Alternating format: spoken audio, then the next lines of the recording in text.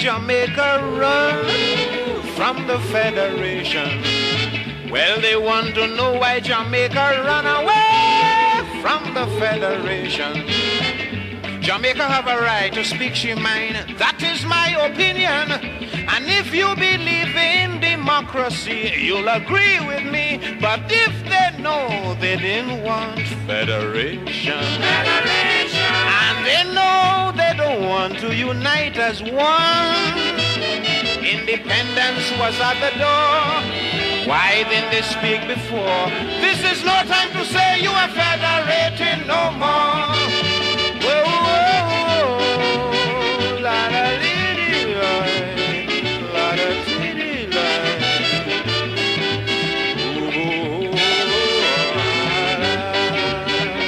la dee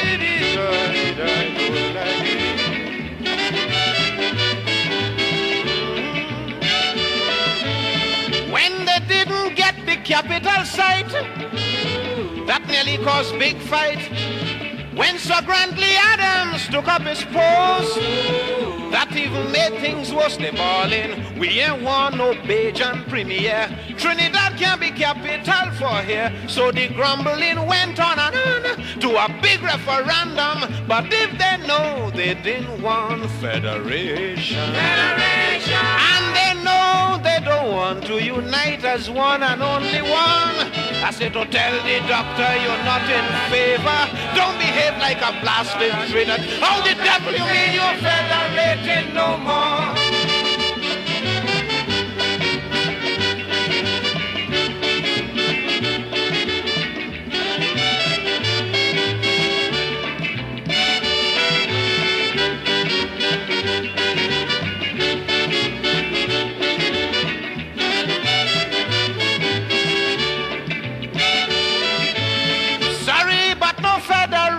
Again, I think it's a big shame. After so much efforts and energy put by everybody, right now it's only a memory. We fail miserably. Some may say we shouldn't help part it, but it's Jamaica where started. If they know they didn't want federation, and they know they don't want to unite as one, just tell the doctor you're not in favor. Don't behave like a blasted traitor. This is no time to say you are federating no more. Whoa, whoa, la da dee dee la da dee dee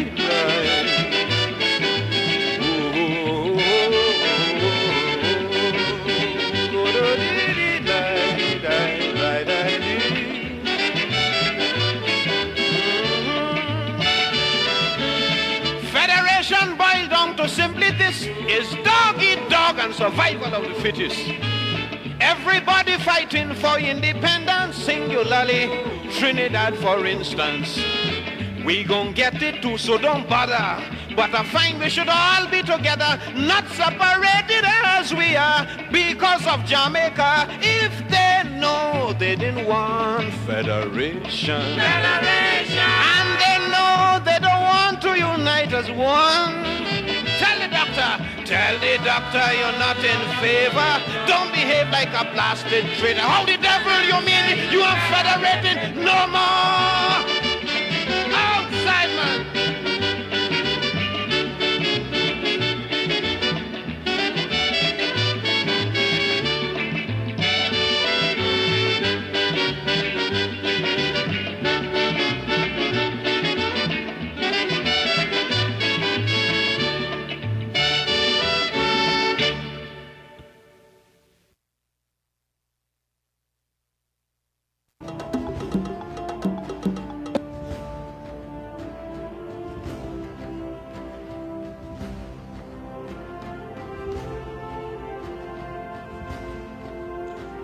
Good morning, ladies and gentlemen. My name is Winston Jeffrey, and this is the Workers' Rights Platform. We are broadcasting live from the Workers' Rights Network.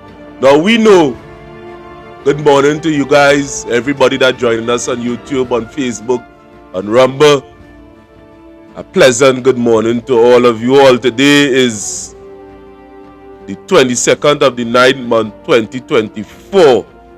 Now is the time 18 a.m. 10:18 a.m. We was to start this live since 10 o'clock. But as God permit, here is where we are here this morning. I know I disrupt some of you all from your regular schedule on a Sunday. Some of you will take out your families to the beach on a Sunday. But to you, the people of Trinidad and Tobago, we have an important message. And at the end of the day, we find that this message must be broadcast because we have been observing a very disturbing trend in social media. The networks that is controlled by these major parties and them are trying to sway public opinion in a particular direction. Now at the end of the day, we know what is taking place. We are seeing the PNM administration destroying Trinidad and Tobago. We are not seeing no silver lining. We are not seeing no rainbow on the horizon underneath this regime. That is a fact. But the rest of the people at Trinidad and Tobago is being splintered into other things, under other tents, a matter of fact, under parties. That is what is taking place. We see Michaela, Philip, the NTA, PEP, a matter of fact, in which I am a part of. But at the end of the day, there are certain things that needs to be pointed out, regardless the friend, family, and all the above. What is taking place in Trinidad and Tobago, it cannot be defeated alone. We have seen how powerful the present administration is, where it was something that would have helped Trinidad and Tobago in the past, but underneath this present regime here, we are seeing no growth. We are seeing the killing of the growth in Trinidad and Tobago. We are seeing the poor man can't himself try to survive. And what we are saying here and why we are broadcasting on this platform is that we are saying no more. That must never be the case. Trinidad and Tobago do not belong to the politician alone. I am living here, you are living here. The politicians and them do not direct the course of our destiny. We are the ones that is in charge of that. And anytime we willingly give it away to somebody that do not have the best interests of us at heart, we are doing not us a disservice, but our brothers, our sisters, our neighbors, the children. And you realize I put them last, where it is they're supposed to be first place. Now I would have seen, let me get straight to the point, I would have seen that people trying to sideline what Gary Griffith is trying to tell the nation, a matter of fact. And some of you guys may be busy in your normal day-to-day basis, where it is you mightn't be able to pick up on some of these things because of the mass influx of information that is taking place out there. But we feel the need today to start the discourse with explaining why, a matter of fact, we must hear. And those who have ears to hear, let them hear. If you have to enter alliance with anybody, if you have to enter federation with anybody, there ought to be rules and regulation. And I believe that at the end of the day, what Gary Griffith is asking through his proposed alliance with the UNC, he's not wrong. It can't be that one man alright, we decide to alliance up because we know that here we're going on. At the end of the day, you can't win just so. It is impossible. You need all the different parts of society on buying into the philosophy or seeing what is taking place and taking the initiative. So the arms are, of the opposing party supposed to be welcoming to certain philosophy and people, a matter of fact. So I believe what Gary Griffith is asking for, some of you might disagree. He's not wrong. You can enter into alliance and then allow the bigger body to control you. That is not an alliance.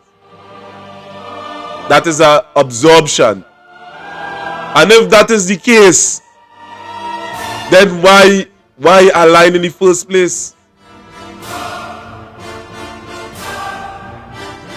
Now, before I go into this, you see,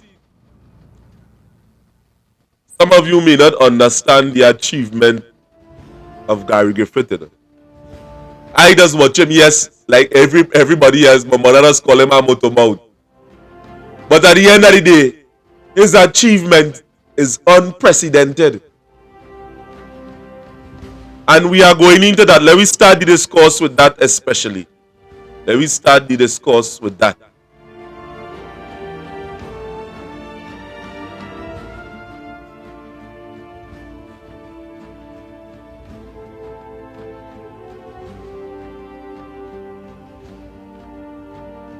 Term in office for the period the 18th of August 2018 to the 17th of August 2021 under the previous government, led by a coalition including the party currently in opposition.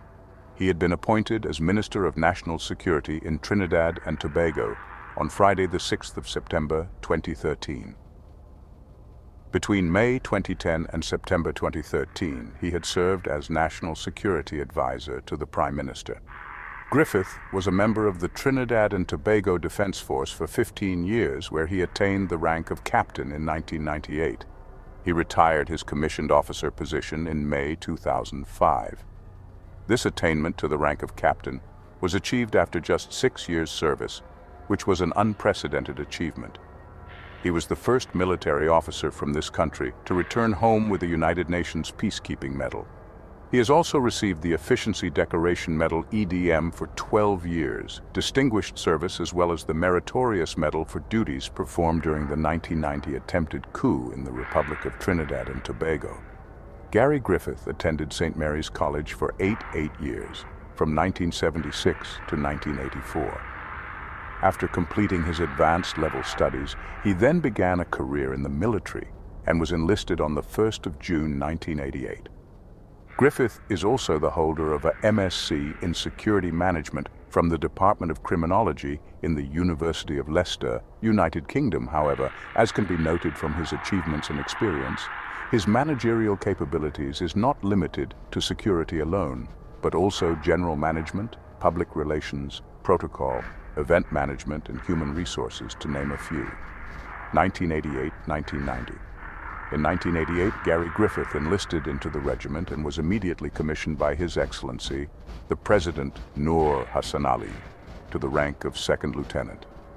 After undergoing an intensive 1-year recruiting training program in Trinidad, he was then selected to attend the prestigious and world-renowned Royal Military Academy, Sandhurst in Surrey, England, where he attended a 1-year platoon commander's course in England, Wales, and Cyprus. After successfully completing the course, he was also awarded the Brunei Award. 1990, 1995. During the first half of his career from 1990 to 1995, after returning to Trinidad and Tobago, he held several levels of command, among those being platoon commander, detachment commander, company second in command, and adjutant. He was actively engaged in operations during the 1990 attempted coup in Trinidad and Tobago to ensure democracy was maintained and upheld. 1995-1999. In 1995, he was appointed as the aide to the Chief of Defense Staff under Brigadier General C. Alfonso. He remained in this position from 1995 to 1999 under both Brigadier General C. Alfonso, 1995-1999, and Commodore A. Franklin, 1999. In 1998, he was promoted to the rank of captain after just 6 years' service, which was an unprecedented achievement. He was then appointed administrative, finance, welfare, and logistics officer for over 300 troops from the CARICOM forces that participated in the United Nations mission in Haiti. The United Nations peacekeeping mission was a 6-month tour of duty and was Trinidad and Tobago's first ever deployment of troops to participate in a peacekeeping operation under the United Nations. At the end of a successful tour of duty, he then had the honor of being the first ever military officer from this country to return home with a United Nations peacekeeping medal. On the 6th of August 2018, the Police Service Commission of Trinidad and Tobago announced the appointment of Gary Griffith as the new Commissioner of Police of the Trinidad and Tobago Police Service. Mr. Griffith received his letter of appointment on Friday, the 3rd of August 2018, as the new commissioner from Miss Bliss Seeper-Sad, chairman of the Police Service Commission in September 2000.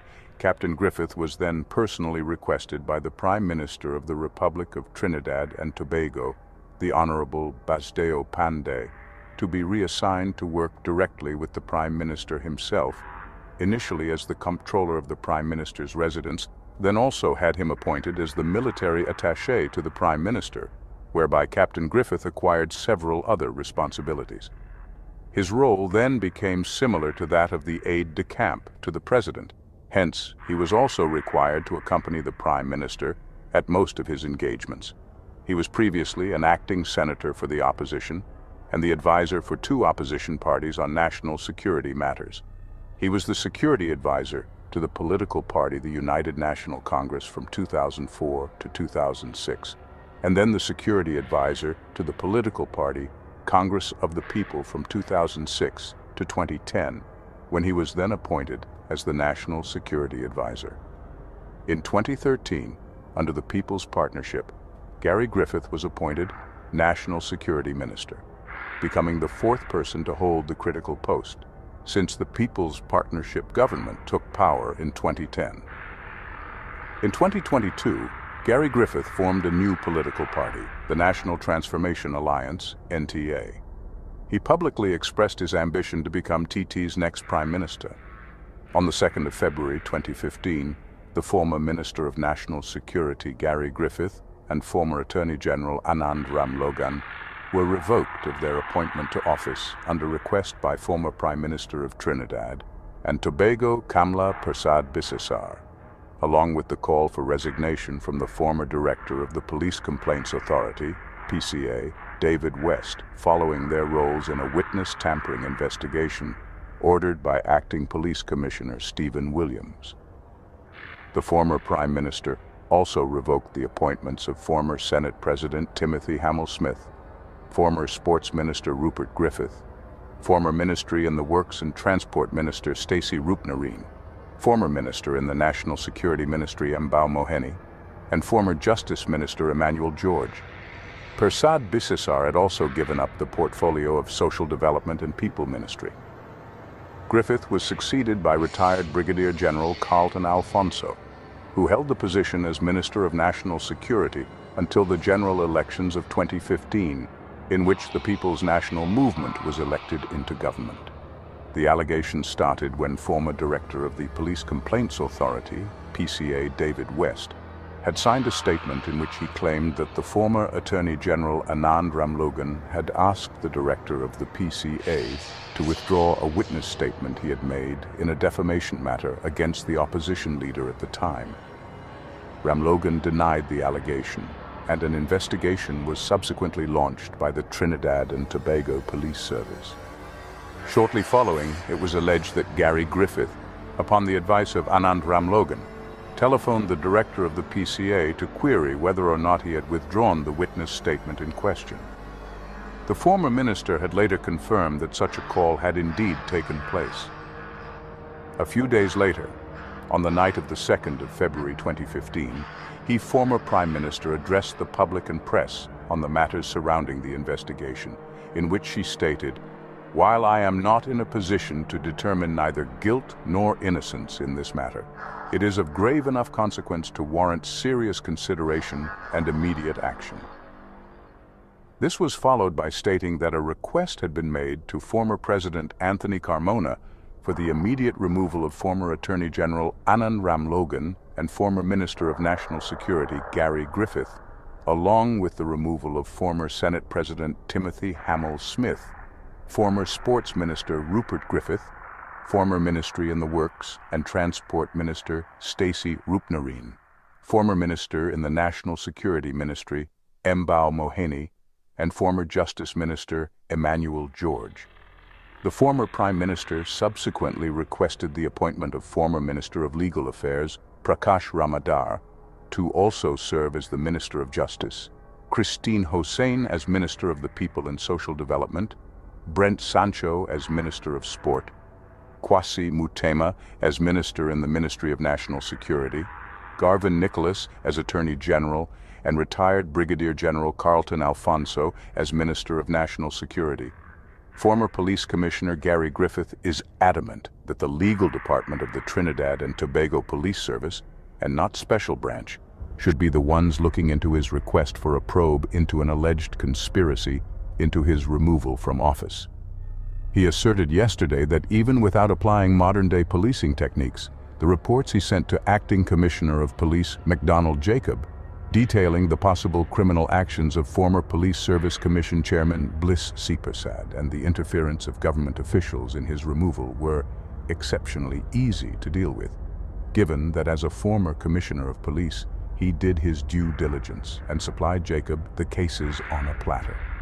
So, in my professional opinion, there is no need to defer to Special Branch, as these reports should have been passed on to the TTPS legal department to determine if crimes took place or not, which I am certain they would have concluded in the affirmative, since crimes did take place, Griffith said in a statement.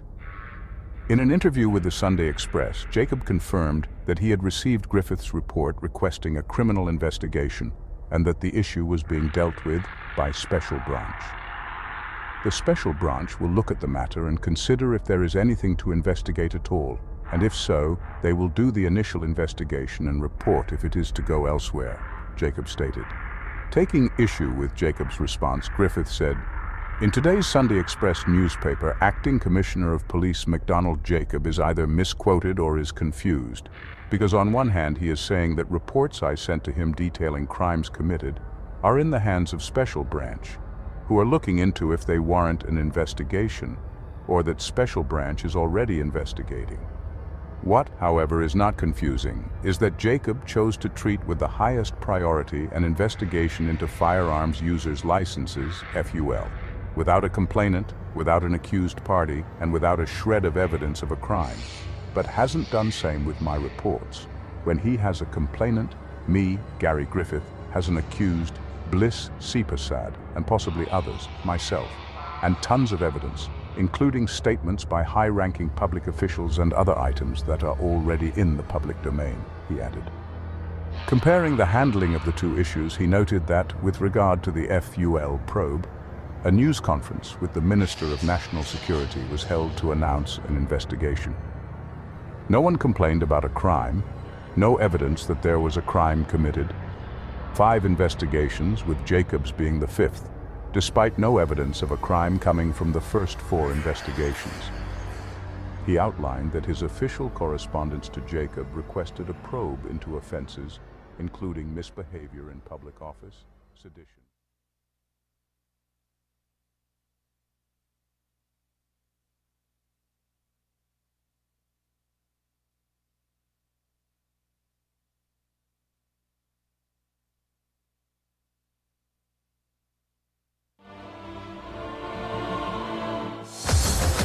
Breaking tonight, new details in the second assassination. No, that was just no, that was part of the interview. That was part of a documentary that was outlining the whole thing with Gary Griffith. Now, if any one of you have to deductively take apart the information that was just presented there to you, we could see for a fact that there are people outside there that is after Gary Griffith. It didn't take a rocket scientist for you to see something like that. And why is there this consistency behind the gentleman? I believe that Gary Griffith stands for integrity so much that people is afraid. People in high places is afraid. Now, let me put it down as that. Let me take out Gary Griffith out of this equation. Now, if this thing was you, if it was you, let me say you had no resources, you didn't have a name like Gary Griffith, you wasn't in the police force, and you would have been saying something like this is going on, you feel the government watching you, you feel they're trying to stymie what you are doing. You know what they're going to say? He's a conspiracy theorist. In the case with Gary Griffith, you know what they're saying? He's a loudmouth. Go study he. Many of the things that Gary Griffith would have revealed during his tenure before, well, after he would have demitted office. And whilst he was there, no other police commissioner ever do that. Now, one could understand why the PNM, I doesn't like to say PNM, but the Prime Minister have a problem.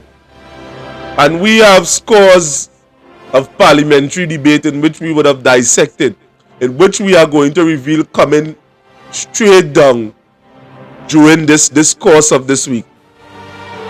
We believe on this workers' rights platform that there are a team of people that is trying to hamper Gary Griffith ascent to any political position in Trinidad and Tobago at this point in time, because there is going to be problems. Now, I didn't see him, the late truth, I didn't see Gary Griffith as a prime minister, and I see him as an enforcer.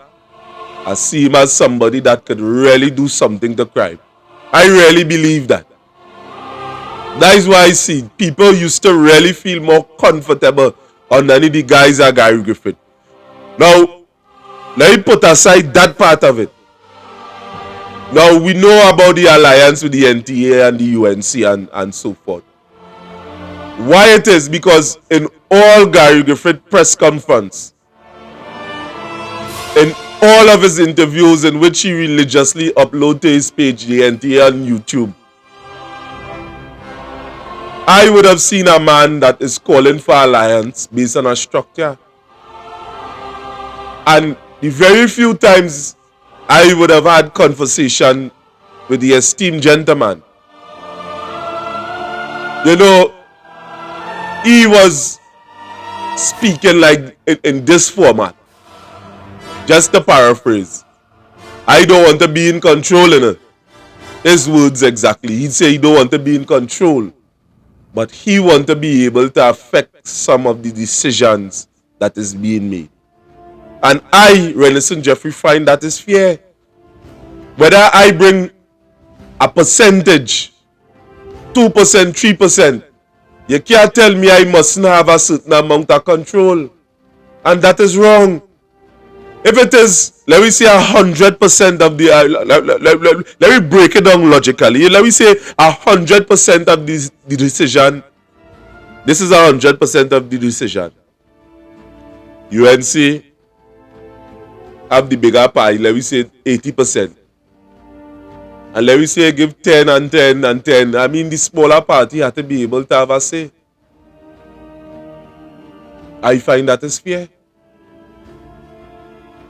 Because you can't go into something that you have no control over. You can't say bring my resources here and we don't wait to say nothing. That is unfair. So the scourge that is taking place in the public domain that is against Gary Griffith. What I am saying is that that needs to stop. And you see why they would have afraid the gentleman? Because if you was to go in the bio, forget the loud talking, forget what media trying for you to believe. Many of the things that the gentleman would have accomplished is unprecedented before he was in politics. Before you could say that he's Gary Griffith. Yes, he's Gary Griffith now. That probably have a security firm and is involved with, with restaurants and things that have these things.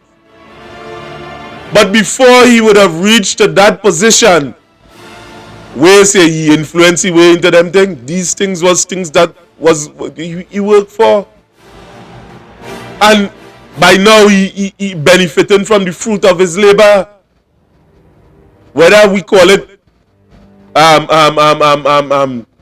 connections, or some of you might call it different things. You see, if you was to bring everybody on one stage and you pull aside the drama and the little stupid talk that some people just try to provoke, and you come to deal with serious issues, answers, you see that type of bullshit that you see in the people when you sell talk. Because when you're dealing with facts and relatable facts, I never hear, yes, I would have heard the gentleman talk things off of his mind, anecdotal, but what should have happened? He back it up with figures. And over the years, we would have seen that, the UNC wasn't able to make it alone. Only once underneath Pandey, because what he would have done, he would have gone into all the nook and the crannies in Trinidad and would have bring it to a certain level. Even in the days of Eric Williams, he was afraid of Pandey. And Pandey, was tirelessly would have bring the UNC up to a particular standard. But it would have ended here with him. He could not have, it could not go further after that would have done. After that would have taken place. So alliance, these alliances are instrumental. There are places that the UNC cannot go, that these little parties could reach. Because over the years, indelible scars would have been laid on the people. There are people doing stuff like to see yellow. In places like Library, that I am sure is winnable from the PNM, and I'm sure the UNC can't do it. People suffer here in this area, and they don't want to see the UNC. How it is? How we reaching them? How we reaching these people? Or are we going to just go after the marginal seats on them and forget about it? When there may be plans to target them by the PNM. We must see these things from all sides. The people, yes, they are crying, they want to see change. But it cannot be the same way all the time. Here we go attack the marginal. These people ain't going to change. There are strategies that are here now in the making that could be put into place. And the victory could come home. Where the people now could feel safe. Imagine the same Eric Williams would have given the people back then freedom. It's the same Eric Williams that would have taken the same people to fight against. Because too much power in the hands of one individual create a tyrant. And that is what we must escape in Trinidad and Tobago. We are seeing tyranny as being pronounced on the people. And where salvation could come from, we are seeing no alliance. We are seeing quarrels. We are seeing people that are reaching out all on radio station. This, oh God, let me come together. Bury the differences. Bury it with Michaela. Bury it with Philip. Bury it with Gary. And come together and save Trinidad. Save the people. That is the bigger mission. The bigger mission is not just to win it. The bigger mission is to save the people. Now, I'm going into a video here. I'm going into a video.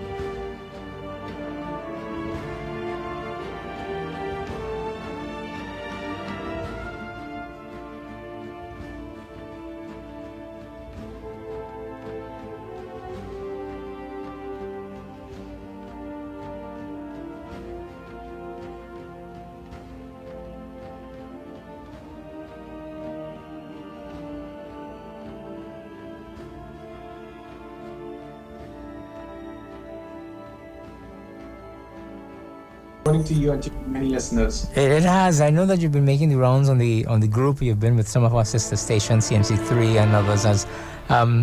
Of course, as always, there's always an issue or a matter that needs to be addressed one way or the other.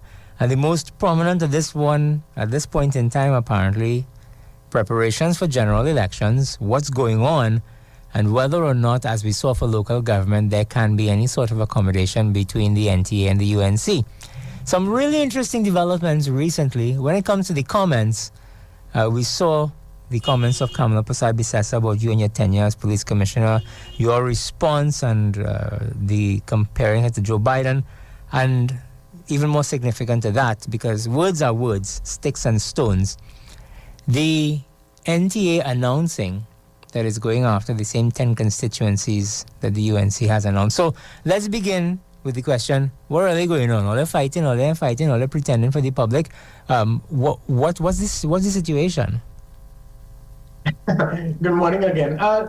The NTA is nothing more, nothing less than a bridge constituency that is required in this country. Many people they see it as being irrelevant.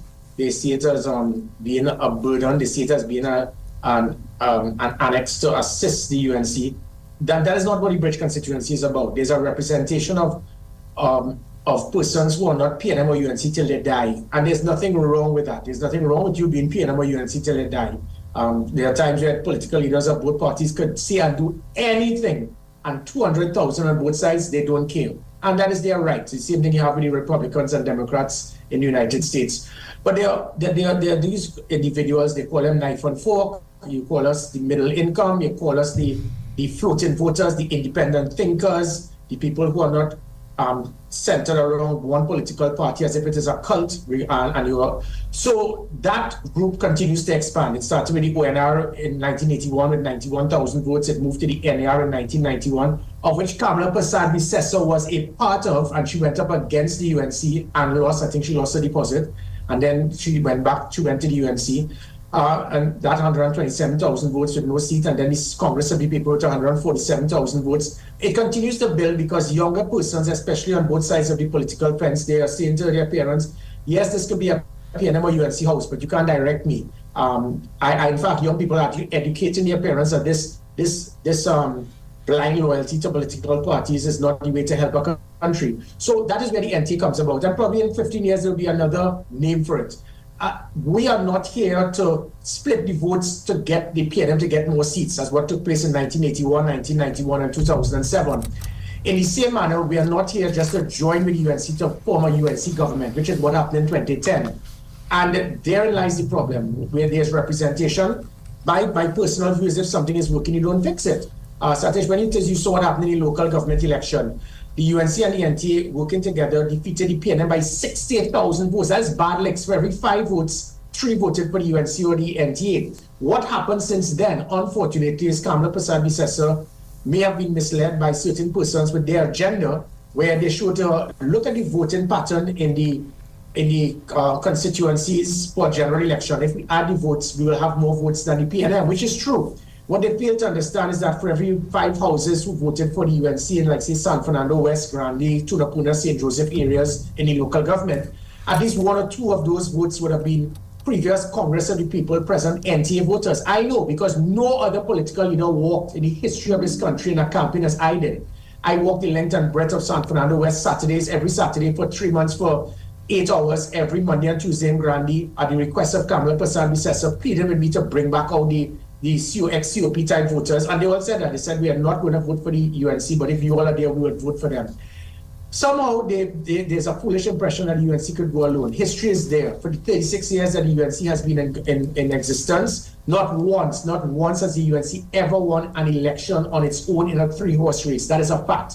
It reached the point where in 2001, Ramesh Maharaj has his little Mickey Mouse party that got 188 votes out in Tunapuna. And that turned in 1961 to 1818. And a government collapsed because of one third party with 188 votes. That is the significance. So unfortunately, since this thing worked, and almost every single UNC member was very supportive of it, because they saw you work with another party, you defeat the PNM badly, as what took place in '86 with the NAR and the ONR joining with the ULF, 2010 with the COP joining with the UNC, and then she started just attacking us with full force. Who are you? What you bring to the table? How many votes?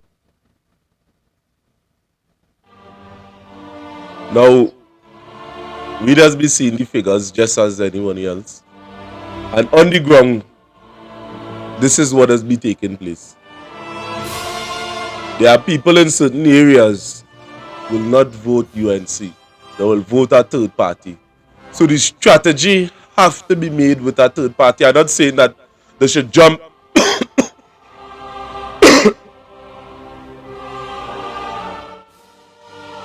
I'm not saying that they should jump at every third party that outside there, because of course that will be one of the arguments that certain people, mischievous people, are going to say. But significantly, the people outside, they know Philip Alexander, don't know Gary Griffith. The strategy must be done with these individuals. Facts. That is facts. Votes you have. She then jumped on the Monday before the by-election. Leave Jolene John alone with your scandalous behavior. The end result is those floating voters turned a marginal seat that supported the UNC candidate then to tie, to change it from a tie to losing by 600 votes in a 3,500 vote area. And then you have analysts like Shane Mohammed say, well, it was a vex vote. So I don't know if it was an unvexed vote that caused the annihilation in a marginal, which is Maruga, by the way. And then recently, calling me a failure, but a few months ago, he said I was the greatest thing since sliced bread. And then that is where everybody said, well, what is causing all of this? So I wish to give the assurance that each and every member of the United National Congress, I think I was more UNC than every UNC member of parliament right now, other than Kamala Prasad-Bissessar. I was in the UNC executive in 2006, defeating the slate with Basio Pandey, Kamala Prasad-Bissessar, Wade Mark and company. It was just 3 of us, Sadiq Bash, Manohar, and myself. And we were against the Pandey slate. It was 12 versus 3. So since then, I've understood the concept of the UNC, what it stands for. I have the world of respect for each and every member of the United National Congress. I think every member of the UNC knows that they would like to see an alliance. An alliance is an automatic win. UNC going alone is an automatic loss. What is causing this? Please do not blame Gary Griffith or the NTA. Obviously, if you smear our name, you criticize us, you attack us, we are forced to defend ourselves. But the nonsense you're seeing by 1 or 2 activists with an agenda to say, oh, what is causing this, Gary? You need to get on board. We have done nothing. Having said that, understand that we are not here to go cap in hand begging for handouts, because that is what caused the destruction of the COP and the collapse of the People's Partnership government. If I continue to serve a rich constituency that is powerful, that is strong, and we form an alliance with other political parties, we would get into government. It is always an interesting discussion when it comes to the numbers, because elections, that's what they are. It boils down to a numbers game. And when you have these 10 constituencies that have been outlined, all of which are described as marginal, and you have these nuances about the NTA saying they're going to contest all 10, the UNC saying, well, these are vital, they have 5, they need 5 more. And you look at all the other players, because in these marginal, they're already marginal, which means they're almost split down the center. And being split down the center would be the PN and whoever else on the other side, UNC. Now, I very much like this discussion that's taking place here, you know, because you would have seen the interviewer that is not of a particular perception trying to say, well, you know, well, then we should consider all the parties. But listen to it very carefully. Listen to it very, very, very, very, very carefully.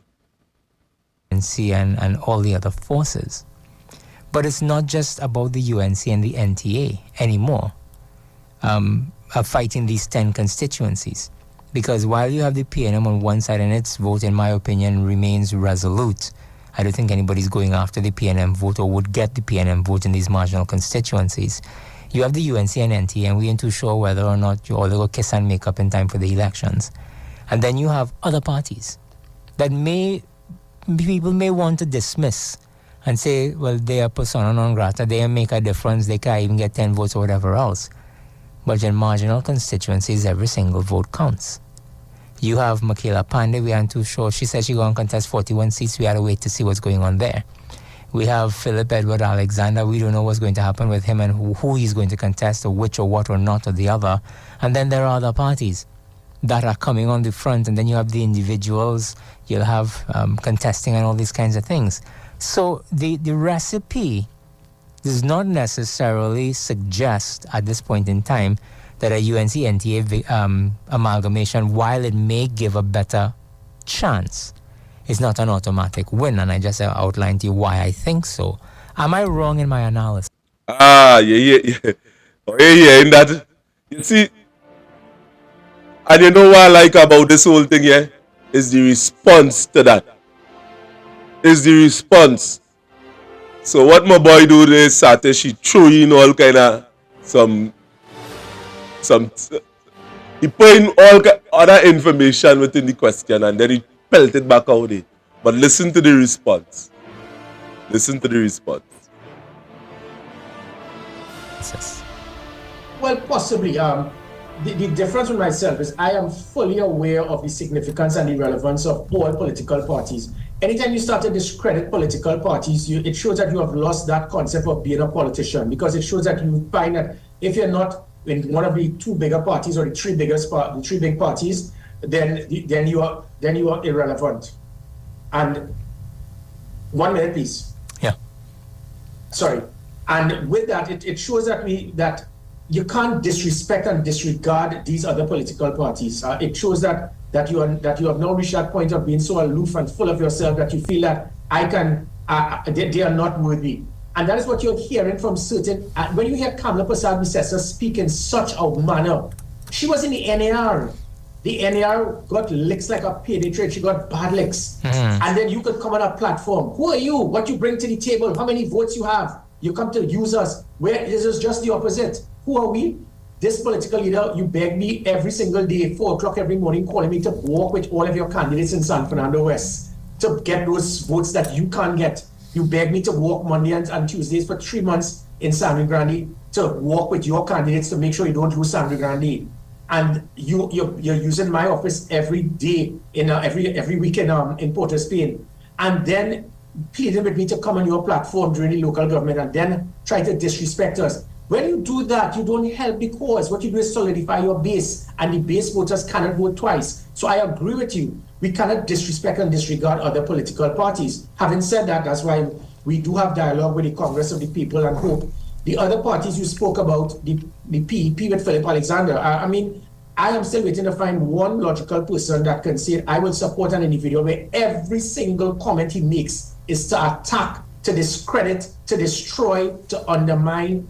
And there's an important point here, Satish.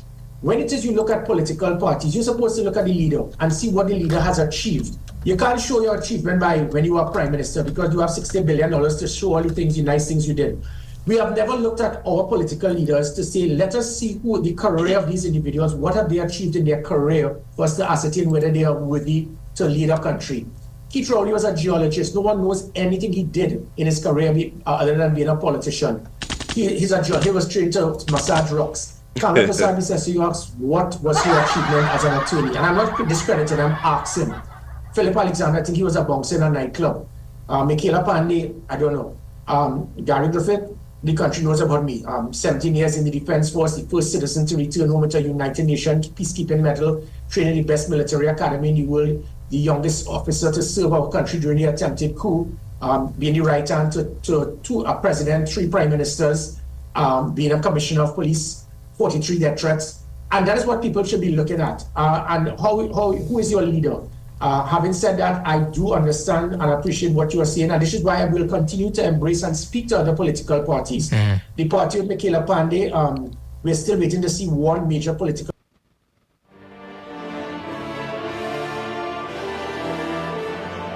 Now, at the end of the day, let God be truth and every man a liar.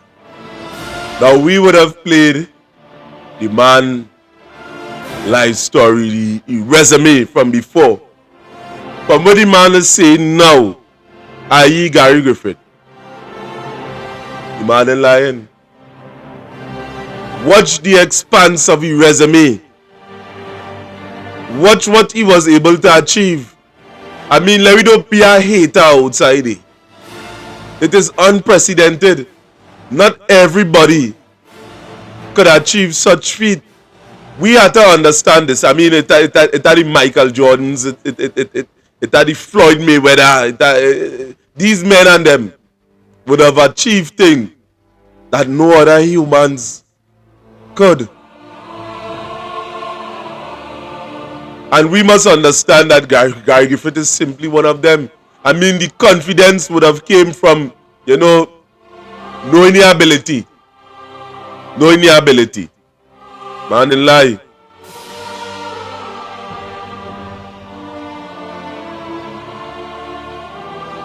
Meeting of who else is in that party. The NTA, what we have done is continue to show releases from persons who represent us in education, administration, health, national security, sport, tourism, constantly. In fact, people say that we send out too many releases because we are so proactive. So we would hope that other political parties will continue to communicate with them. I think, again, it is rather unfortunate at the end that the UNC has reached that point to feel that they can win alone. What happened in 2007 is what Kamala Prasad is doing now. Basdio Pandey showed total disrespect to that Bridge constituency. And one side got 147,000, the other got 195,000. What happened? PNM won 25-16 or 26-15. That is what is going to happen. It could pour it very well, let me say, happen again. Because we go up in Sawa, Barataria, with our candidate who's very strong and supported. We go up in Shagwana Sis with Commander Norman Dindial, who has a strong following there. That in the seats are Shagwanas that Vandana Mohit controls. We set up a very powerful candidate in Moruga.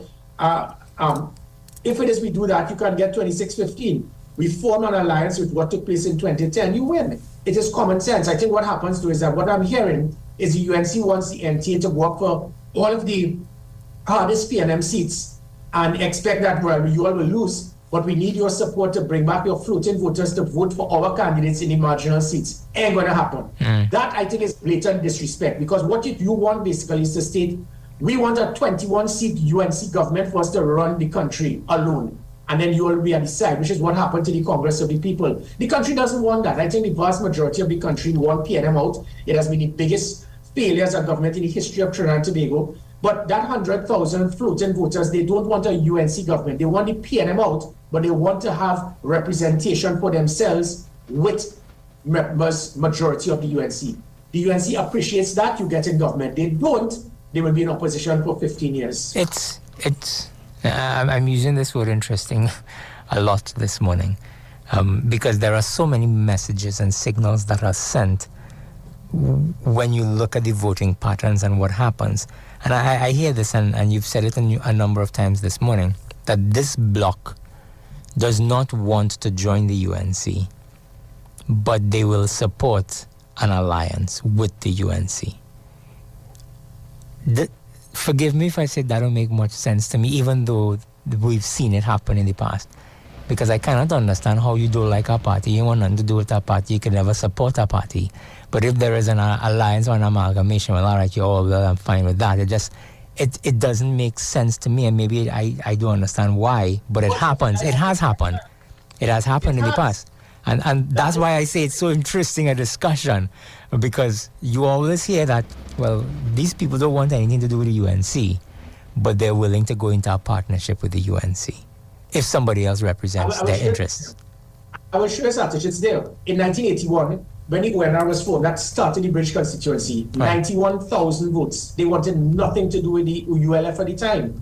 However, they want to get in government. So whether you want to call it holy and rose or whatever, but they will not vote for the ULF. When it is that the ULF said that we will join with the ONR to form the NAR, those 91,000 ONR voters said, no problem, we will do it because we know that there's representation from Carl Hudson Phillip. And you saw the 33-3. And because that 91,000 decided to work with Basil Pandey, even though Basil Pandey did the most honorable thing because the ULF had 12 odd seats from 81, the ONR had none. NAR, I think it was the Tobago Party at the time led by A.N.R. Robinson, and Basil Pandey believed at the time that the country was not ready for an Indo-Trinidadian Prime Minister, even though he had more seats. He humbled himself to let A.N.R. Robinson step forward, and that caused the tsunami. Right. I don't think the UNC has anybody with that type of maturity that will ever say that at this time. It's like, we have more votes, we have more seats, so you have to listen to us. And that is the arrogance that we are seeing.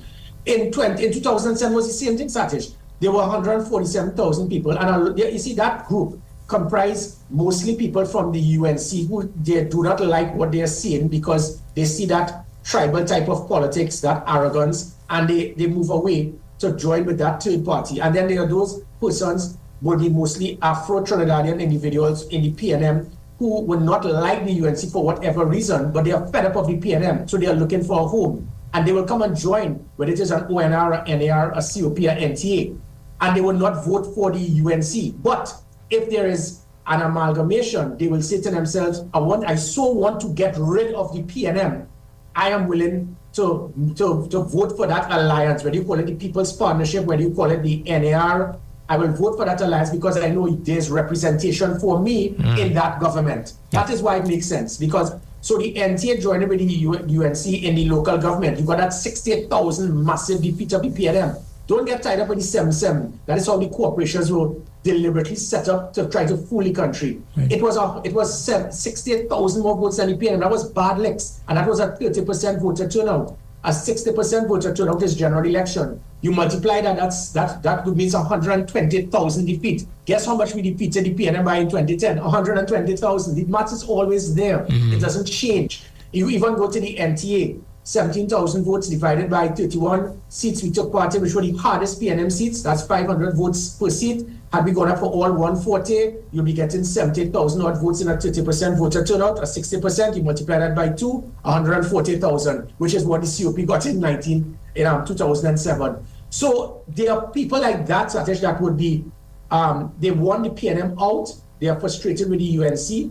And they will be supporting that third party, and they will be willing to form an alliance if they know that there's a degree of mutual respect. The reason why the partnership collapsed is because that same 147,000 realized, wait a minute, we just voted for you and your government to get you in government for it to run as a UNC government. And they taught the UNC a lesson in 2015 and 2020. And that is the point. Anytime there's an alliance, the country loves that. They love to see that I could be represented and I could work with the ULF or the UNC. No disrespect to the UNC, because that is the right of these individuals. Whether you see it as right or wrong, it doesn't matter. That's how they feel. That's how they think. Okay. And that's how you will always see any alliance always defeats the PNM. The UNC going on their own in a three-horse race will always lose to the PNM. Let's take a quick message.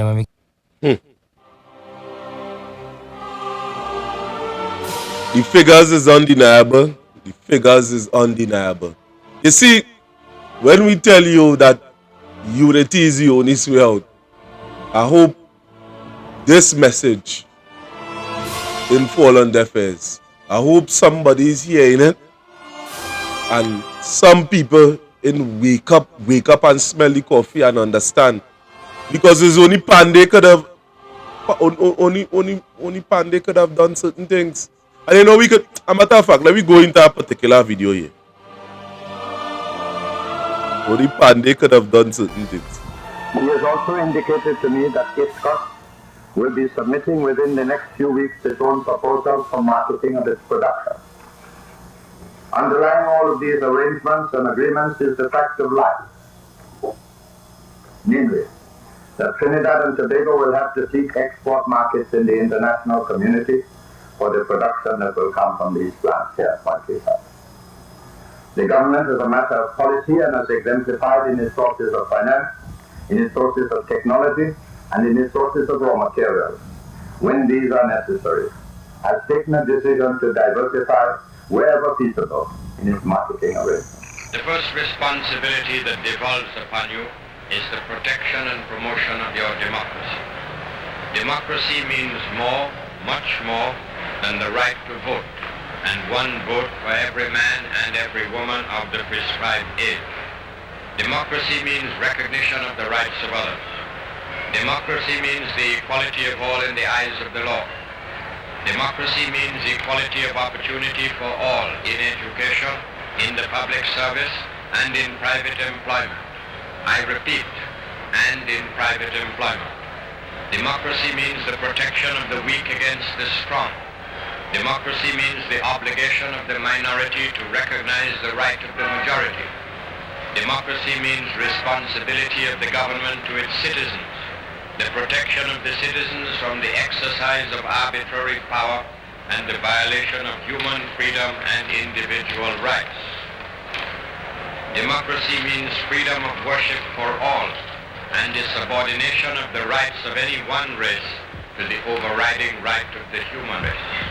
Democracy means freedom of expression and assembly and organization. All that is democracy. All that is our democracy, to which I call upon all citizens to dedicate themselves on this our Independence Day.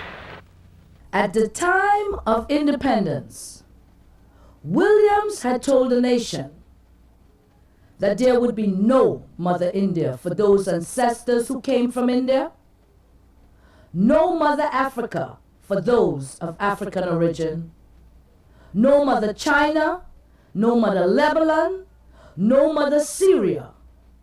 From now on, it is only Mother Trinidad and Tobago. The peasant was doomed, and he was doomed because he was a peasant. The peasants was the most primitive and irrational form of exploitation, a class of barbarians, uniting in itself all the crudeness of primitive social forces with all the tortures and all the misery of modern society. That's what you want to put to your people down in tyranny? That's what Pandey want? Could we make our, Mr. Party Chairman, could we make our election statement here now?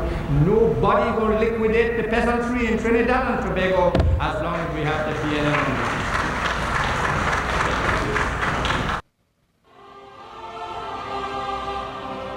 Now, you see, we have to understand the spirit of the times, you know? Because if we have to go through the Pandey biography, you would have seen that, and Gary Griffith would have just mentioned it, in which he would have said he would have forfeit being prime minister at the time because the people of Trinidad and Tobago wasn't ready for it in the alliance. Now, the mighty lion toy with the mouse. Any other action will mar his mighty character. And great is the man who could walk with kings and not lose his simplicity, and walk with fools and not become foolish. Now we are seeing what is taking place in Trinidad. Let me not let pride stop us from forming an unbeatable alliance. Let me not let money come in the way. And why I'm saying that, there are people that is paid to say right now, Gary Griffith talking shit. There are people that's be paid right now on the airways. And if I get vexed, you go see I go start you go see me start to expose them in this week. How Trinidad could come out of this is through an alliance. There is no other way. History could tell you that. What is being said right about now in the public domain that we should just come together. It's time. People more smarter than that right about now. You can't go wrong people and feeling that, you know, they go just jump on board just so.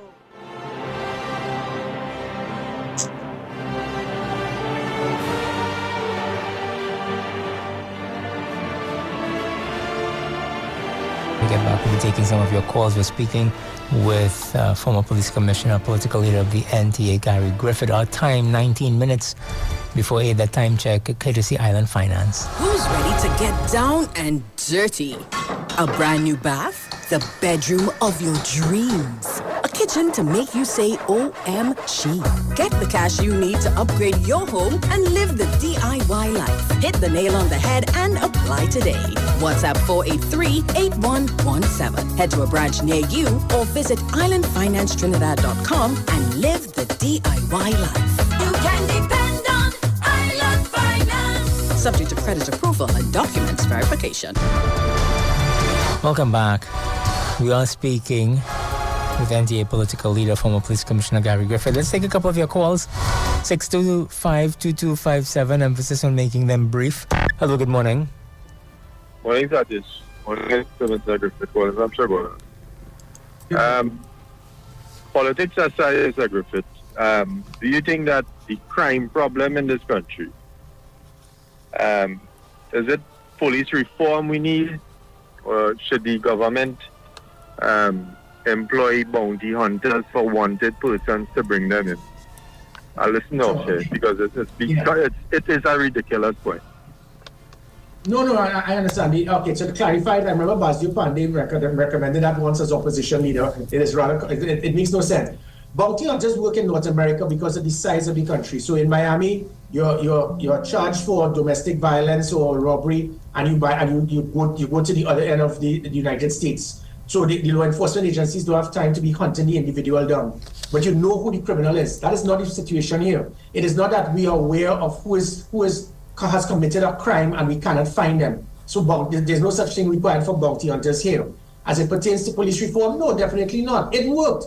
And this is where it is. I will always show the relationship between Kamala Prasad-Visesa and Gary Griffith. It was an unbeatable combination to fight crime. She's not a crime expert, but she was a good leader. She understood that Gary is fully cognizant to understand national security, and she gave me the leeway as the Minister of National Security. All the things she speaks about and boasts about in her tenure as Prime Minister for success in national security was under my watch. The highest reduction in serious crime in 31 years, the formation of the Rapid Response Unit, the formation of the National Operations Center, the formation of the Community Comfort Patrol. I drafted the Ministry of Justice for her. She looked at what I spoke about with giving firearms to law-abiding citizens. Every single thing she speaks about now, she picks it up from me. The diamond vessels we acquired for 1.2 billion less than the 3 OPVs based on the corruption for us escalating the cost of the OPVs. So it meant she understood leadership by giving me the leeway to implement the things required as a Minister of National Security. And it worked. There was no need for police reform. There was no need for a state of emergency. And even as Commissioner of Police, it worked. The police was the most successful. Public trust in the police was 14% when I took over. When I left, it was 59%, from being the least trusted to being the most trusted. And now it is 8%. It was the highest reduction in violent cases. So it showed that we can do this. But if Kamala Prasad-Visesa understands that the main thing that is going to cause the change in government is which political party, group, or alliance is going to be able to provide me my fundamental right to be safe. The UNC does not have anyone right now that has that ability. What Kamala Prasad-Visesa is doing is reading out all the things that I achieved under her watch and the things that I mentioned and did as commissioner, such as firearms. We work together. The country will say that team is going to totally transform Trinidad to be able to make it safe again. I am not here to beg or to plead with the UNC. It's facts that I'm giving. If it is they want to go alone, then I will be able to show the policies that the country will hear, it is going to rock the tongue. When you're going to hear the policies, the plans, the programs, the units, the technology that I intend to implement in the first 100 days of getting into government. If the UNC wants to get on board with this, we will walk into government. If they don't, I will do it as my own, our own as the NTA. But I can assure you, we can transform Trinidad and Tobago and make it safe again without any need for any type of constitutional reform, revamping the police service. These were the same officers that performed well just a few years ago. Yeah. 625-2257. Hello, good morning. Hi, good morning. Good morning, Satish, and good morning to you, Mr. Griffith. From a UNC point of view, I would welcome you any day in any position in the UNC. If I were the leader of the opposition, I wouldn't wait a moment again. I will absorb all the people that want to come in to join the UNC, because we can't take another day like of all these deaths in our country. We can't take the crime. I don't go out again. I go do my things. I come back home. We're scared in this country. Port of Spain now is a city of shooting. We need you, Mr. Griffith. Mr. Griffith, when you are one of the most honest people that I ever met. I'm UNC. You're one of the most. I had a clipping of you when you were police commissioner, and you came and you said that you could only hold the crime up to so much. You can't.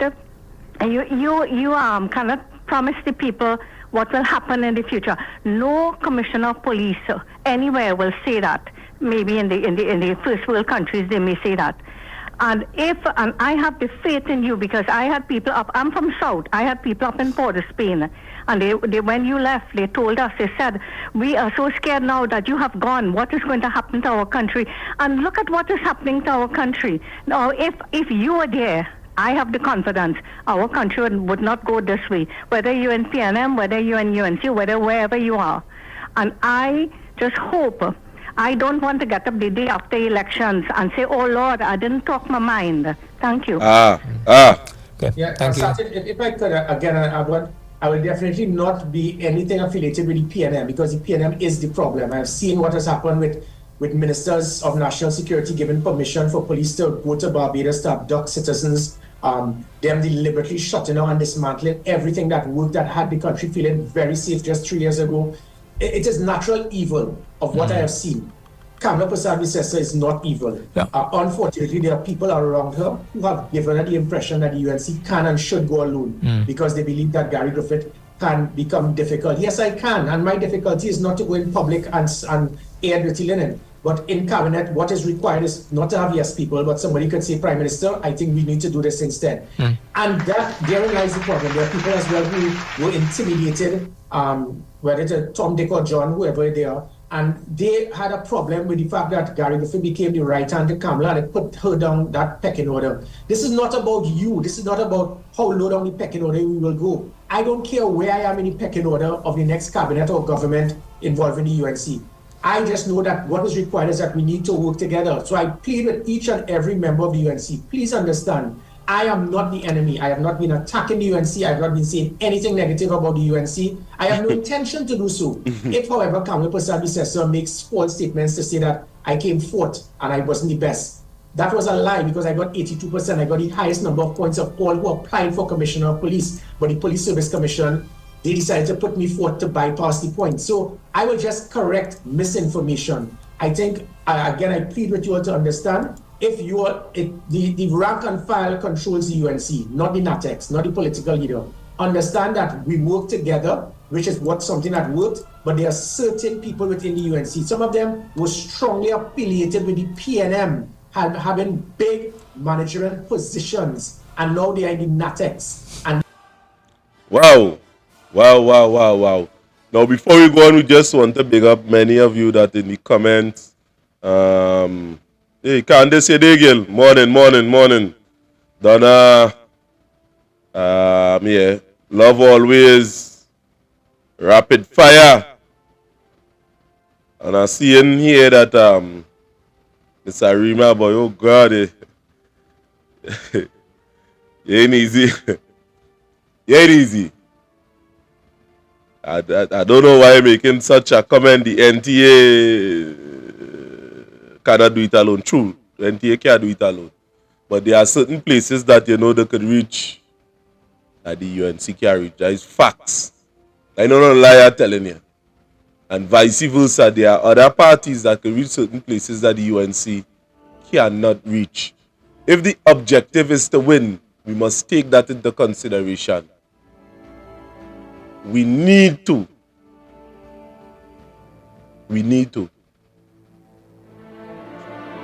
And, you know, it's about the people, it's about representation, according to Eric Williams. That everybody could feel represented in government. And if there are massive scores of people willing and ready to not be a part of a particular entity, and they're not seeing a next set as I mean, there are people that don't want to be a part of PNM, but they're not seeing UNC as the alternative. Consider the words of Gary Griffith, Philip Edward Alexander, Michaela Pandey, and how you come together. Let me do fast, really and truly, and get out the PNM. Because I believe this present incarnation of the PNM, a matter of fact, it's not good for nobody. Because at the end of the day, I can tell you, you know, I just don't talk that. You know. I grew up in an area, library is known to be PNM. Everybody in library is PNM.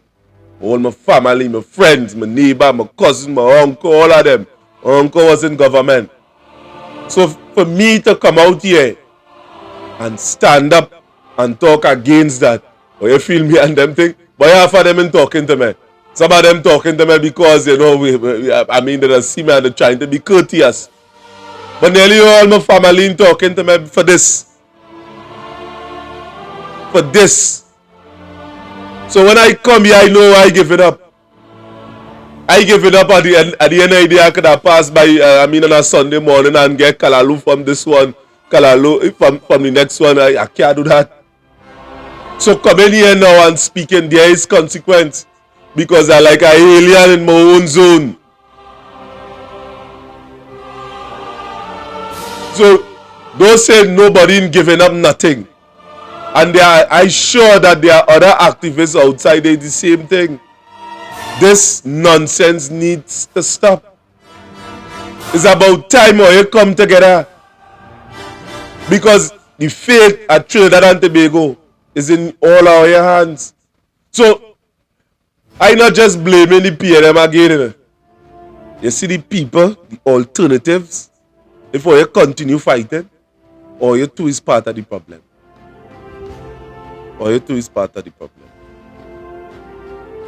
And all I say, gives you the impression, is it a Trojan horse? Is it that you still have sympathy for the PNM, that you could be so foolish to be trying to influence the prime minister, the political leader of the UNC to say, let's go alone, we don't need anyone else? Why would you do that? Why would you go out of your way? And I'm not calling Jolene John's name today. Why would you go out of your way to try to deliberately insist that UNC must go alone? It makes no sense at all. Well, you cannot win alone. Okay. You've said that without the NTA, the UNC stands to lose some of the seats that they have, and I think it's 15 seats you say they might end up with. Of the 10 seats that you've identified, how many do you think the NTA can win without the UNC? We honestly don't know. Saturday, I was waiting for you to ask that question. You know, again, in the last 9 years, there's never been a poll. Right. Whereas you look at in the United States. Well, actually, just now wait there. It's confidential, so I'm limited in what I can say until the poll is published. But a poll has been done. It was commissioned, and the poll suggests that the PNM is going to win 2 more seats than they have at this point in time. I think 2 or 3 more seats in the 2025 general election. But it's a question that you can't fault people for asking that question, because I know. Because because you are making some pronouncements on the UNC's chances in the election. Now, remember, the UNC has been around, they've contested, they are the official opposition and everything. So there's a lot of credence and credibility that goes with them and their chances in an election. And the NTA has contested the local government in an amalgamation with the UNC, and there was a good showing. But the question must be asked, well, if there is no alliance whatsoever, and from the way things going, I don't know how confident people are that there can be an alliance. What is the expected fortunes, let me put it that way, of the NTA if the NTA goes it alone? Sure. And as I said, that bridge constituency has increased in numbers. 91,000 in 1981, 127,000 in 1991, 147,000 in 2007. 17 years later, you're talking about anyone between the age of 18 to 35 never had a third option. So obviously the numbers would have increased. But the poll that you spoke about, I know that poll. That poll was done and conducted by the PNM specifically to ask the question, who will you vote for between the PNM and the UNC? And it has been confirmed that the PNM is 58% to 42% because of the how you ask the question in a poll, Satish, is how you get the answer. So the PNM, they know for sure they're going to win Maruga. And it was a simple example. When the NTA worked with the UNC, I got a lot of the NTA supporters who had been previous COP supporters or NAR or ONR to vote for the UNC candidate in Indian Walk. You got a tie. Then Julian jumps on a high horse. I am the campaign manager. We don't need the NTA. From a tie, you lose by 600 votes in an area that had 3,500 voters. If that can't show the significance of a third party, I don't know what is. So speaking all kind of nonsense about, well, it was the time of the day, and Shane Mohammed said it was a vexed vote. So what it is, in the by-election was an unvexed vote? No, the bridge constituency was there. So that poll, and there's another poll that is now just completed. We should get it today. And the question is being asked, who do you want, which political party will you vote for? And you have all 6 or 7. Right. And this is specifically the marginals. And I think what will happen is that you are going to get possibly a repeat of 2007 if we go separate. If it is we form an alliance, you will get the repeat of 2010. Yeah, it's an interesting dynamic. It's undeniable that people are very concerned about what's going on and what could possibly happen moving forward, depending on who you speak to. PNM supporters are happy with the way things are. They believe their party has done the best job and they will continue to support their party. That's their prerogative. On the flip side of that, there are people who think that things are not going well and that something needs to be done. So they've put a lot on the shoulders of the opposition forces, let me put it that way. Persons opposed to the PNM, putting their differences aside and working together to remove the PNM. So whether or not that's going to happen, we'll have to wait and see how things go. Would you be able to stay with us until a bit after the 8 o'clock news? Or okay, because I want the callers to interact, and that will give us the opportunity. Let's see if we have another call here. Hello, good morning. Good morning, Mr. Satish. Morning, Mr. Griffith. Princess Tong here. Good morning. Yes, Mr. Griffith and listeners, the situation this country is in today with crime, let's deal with crime alone.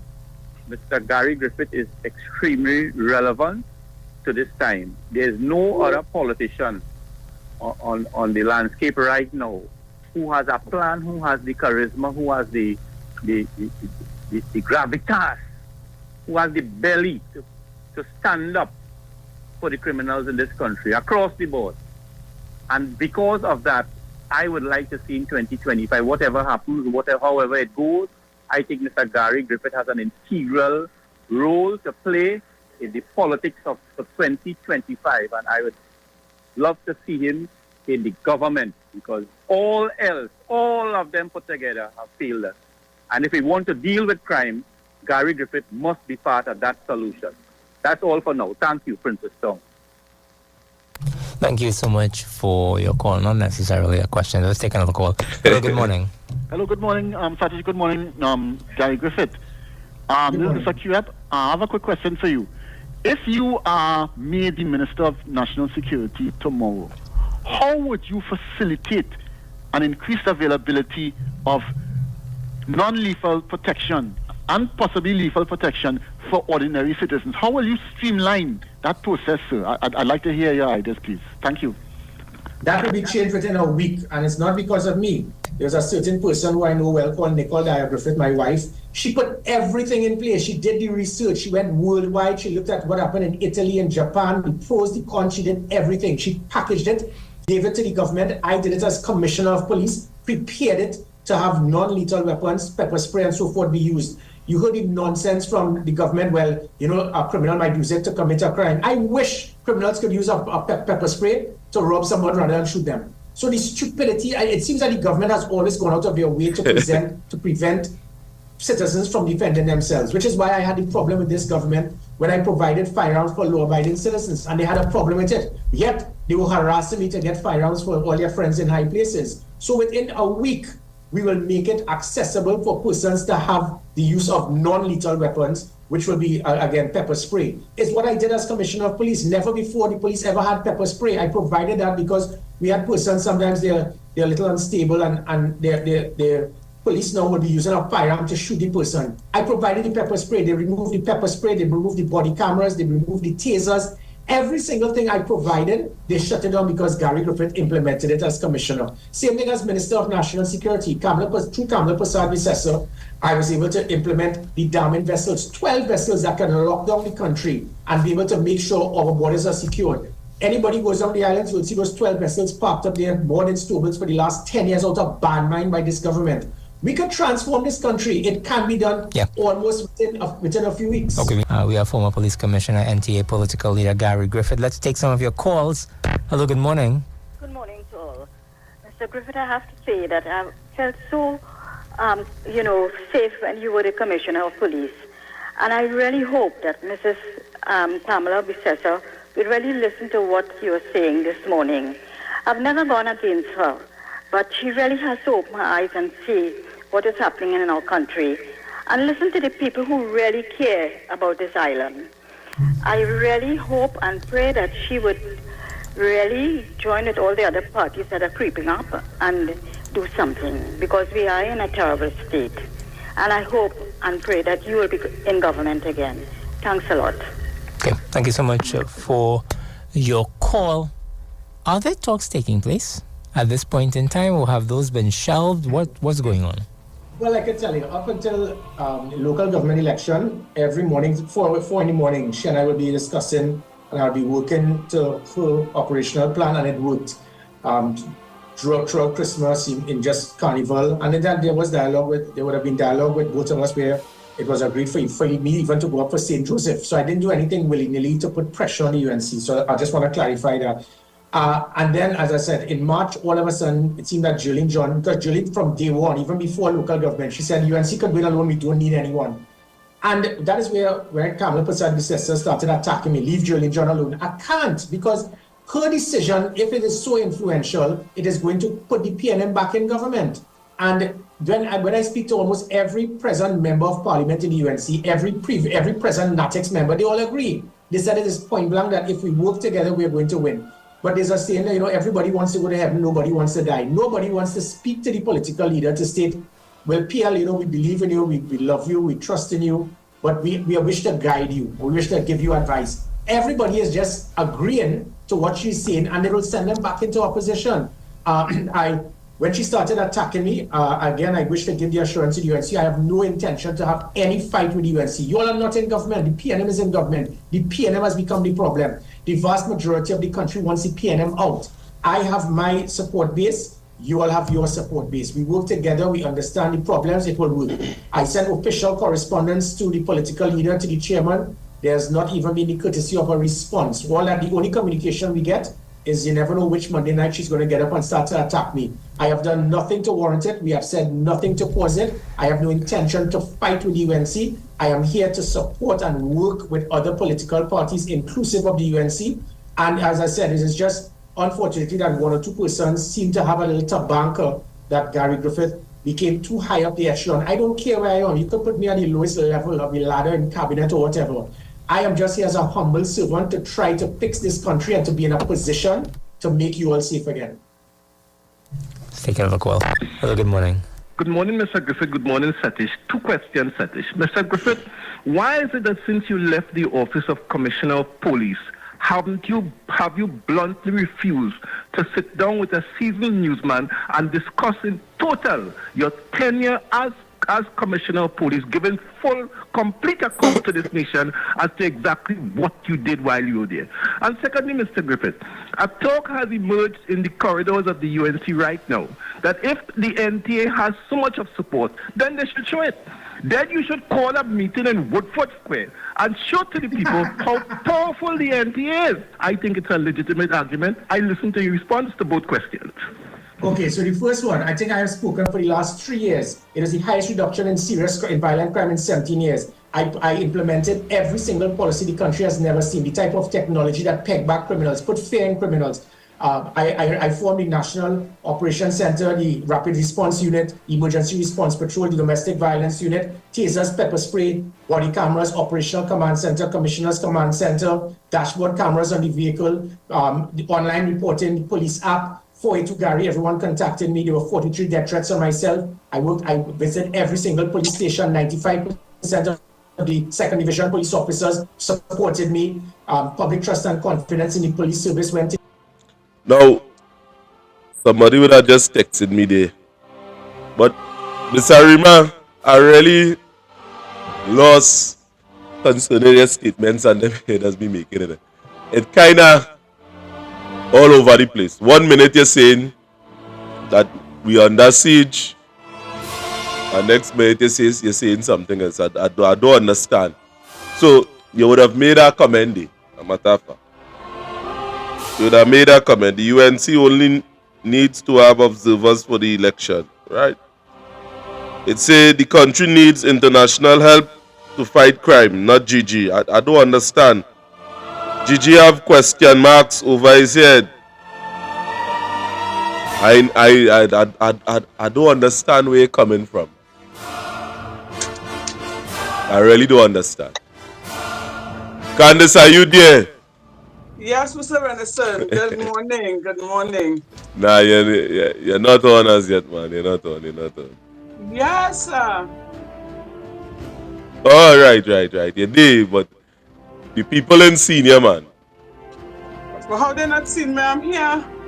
No, I was in my kitchen cooking and I turned off my pot. Oh, yes. I know you was listening to the Discord. No, well, they ain't gonna hear you yet. You know, putting you on the system here. Where you was cooking, by the way, Candace? My Sunday lunch. Eh? What I could afford, because I living in poverty. So I could afford. It's not what you have, what you want to eat, it's what you have to eat in this time. All right. I saw that people can relate to that. All right. So you was here any discussion that, you know, I was listening from the beginning, and I started to listen. Right. So what do you think about this alliance that Gary Griffith, you know, I've been talking about?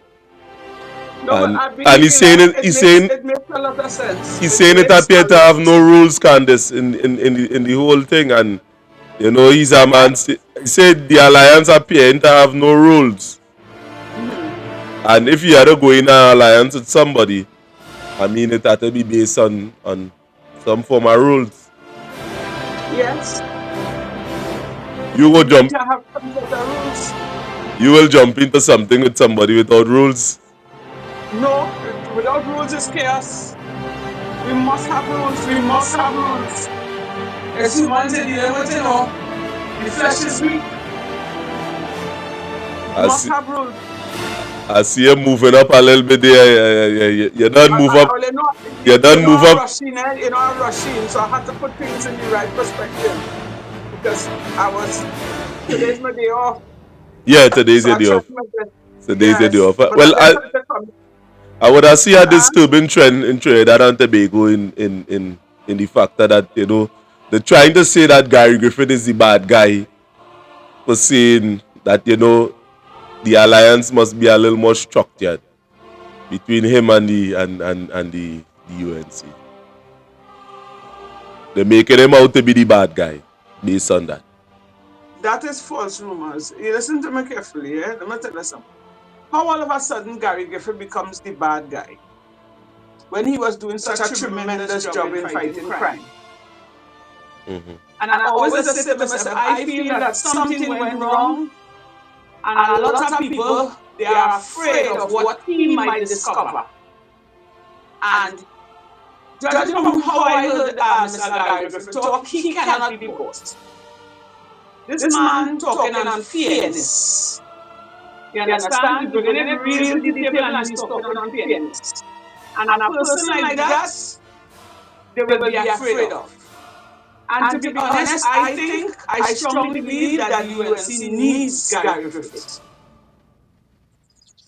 They need him more than life itself. Because a lot of people, let's face it, we don't want the PNM. Look at the PNM, how we're suffering tremendously. It just how it had so man, Miss Arima, she gained some serious trouble in the comment. Miss Arima, I don't understand what you're saying, Miss Arima. If you want to call the number, we will entertain your call alone today. We go entertain your call. I want to hear what you say. I want to hear what you say. Candace, go ahead. Yeah, as I was saying, we don't want the PNM. I want to believe 3/4 Trinidad and Tobago to know for a fact we have to get rid of the PNM. Even the PNM and them, the supporters, the diehard supporters themselves know we have to get rid of them. But it's a shame we have them at a standstill because it's a shock. You understand me? But then again, people had the eyes on the UNC for what they would have done, what is alleged that they would have done in the past, and how they would have treated people. So you can see the whole country in a standstill. So they have to stop bickering and come together and come up with a solution. Because right now, all the people on the ground floor say all they hear is quarreling. PNM bashing UNC, UNC bashing PNM, and they're not coming up with a solution to deal with the problem. And so far, that is what I would have been hearing Mr. Gary Griffith talking about these solutions. And that is what we need in this country. Because face it, the country is in a total mess. We are in a total mess. And all they do is just fighting amongst themselves, you know, and implementing taxes. And we have a prime minister that showed that he don't care. Why is the citizens crying out? Why is the citizens crying out? He showed that he don't care. But Mr. I'm going to tell you something. From what I just heard there on that press conference there, I don't care who backs me, you know. I GG all the way, you know. Because that is what we want. And I find this ain't getting enough play. I find a lot of people so listening to that program. Because I don't like to listen to the long programs, eh? I wish you all could dissect this thing and put it out on social media platforms. Because information like these supposed to be worldwide for people to hear and understand.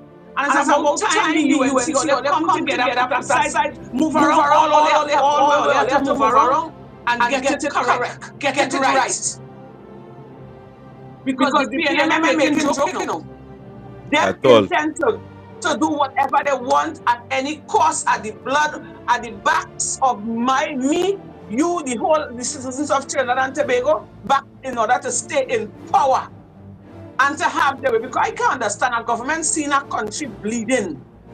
People crying out.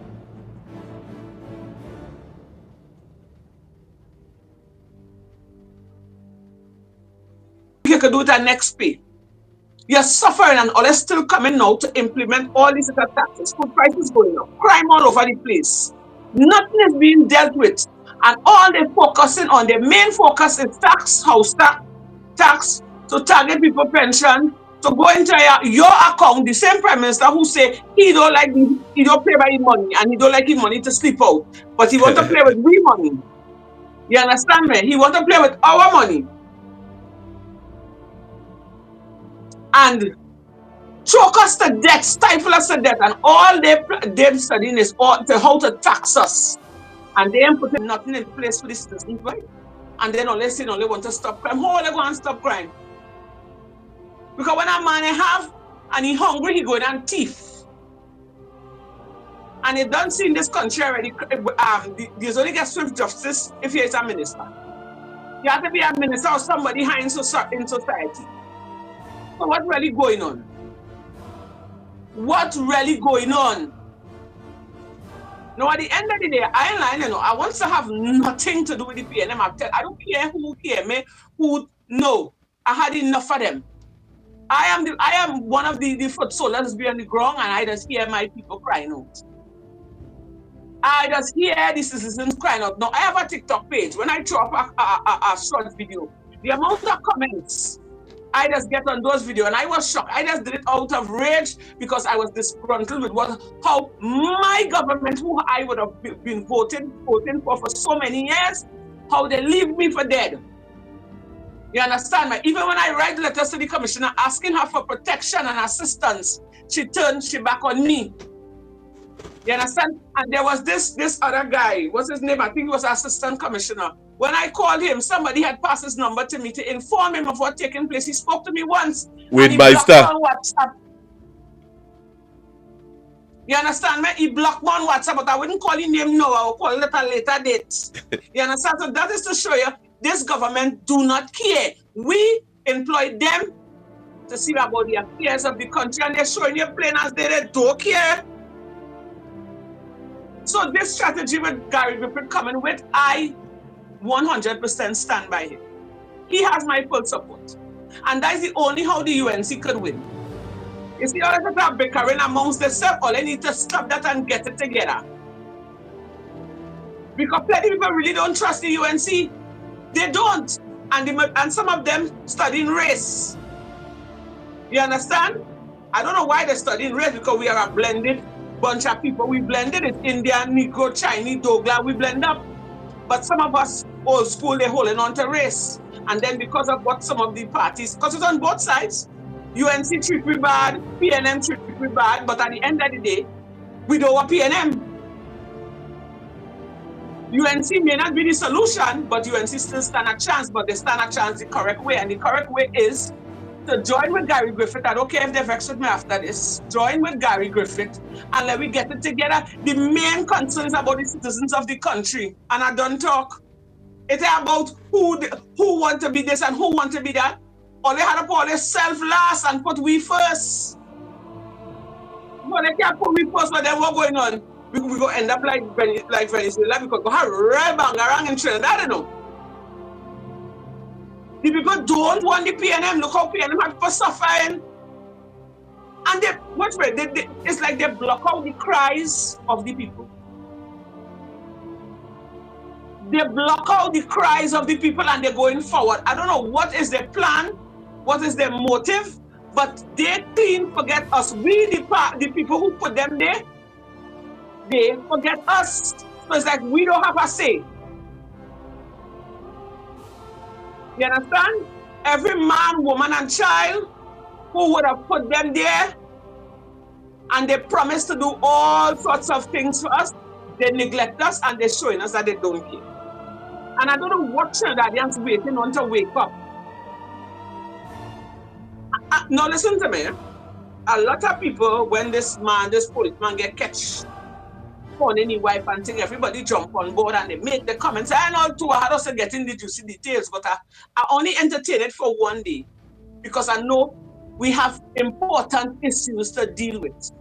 And I see everybody who would have make a comment on that. I wish everybody could come out and do the same thing that what some of us TikTokers and like you and myself doing right now. And then when we're done, we could take to the street in a peaceful protest. We had to stand up now because anytime the PNM stay here, we dogs dead. We dogs dead. Whether they want to admit it or not, anytime the PNM stay here, we dogs dead.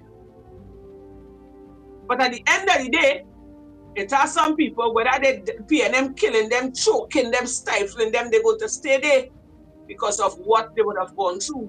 And some of them, yes, they had PNM, but at the end of the day, all they see what's going on in the country. How all of a sudden, Mr. Gary Griffith becomes public enemy number one, and they don't want him, and he that bad, and he this bad. You know why I believe? I strongly believe that on me, I am saying this.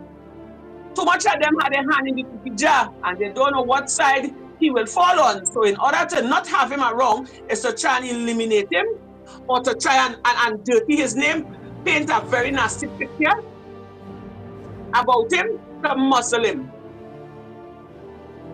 But from what I was listening to a while ago, I am Gigi Olive. If that is his intentions, because the man talk about the the safety, the concerns of the citizens. And so far, me here, nobody on either side talk about that yet, you know.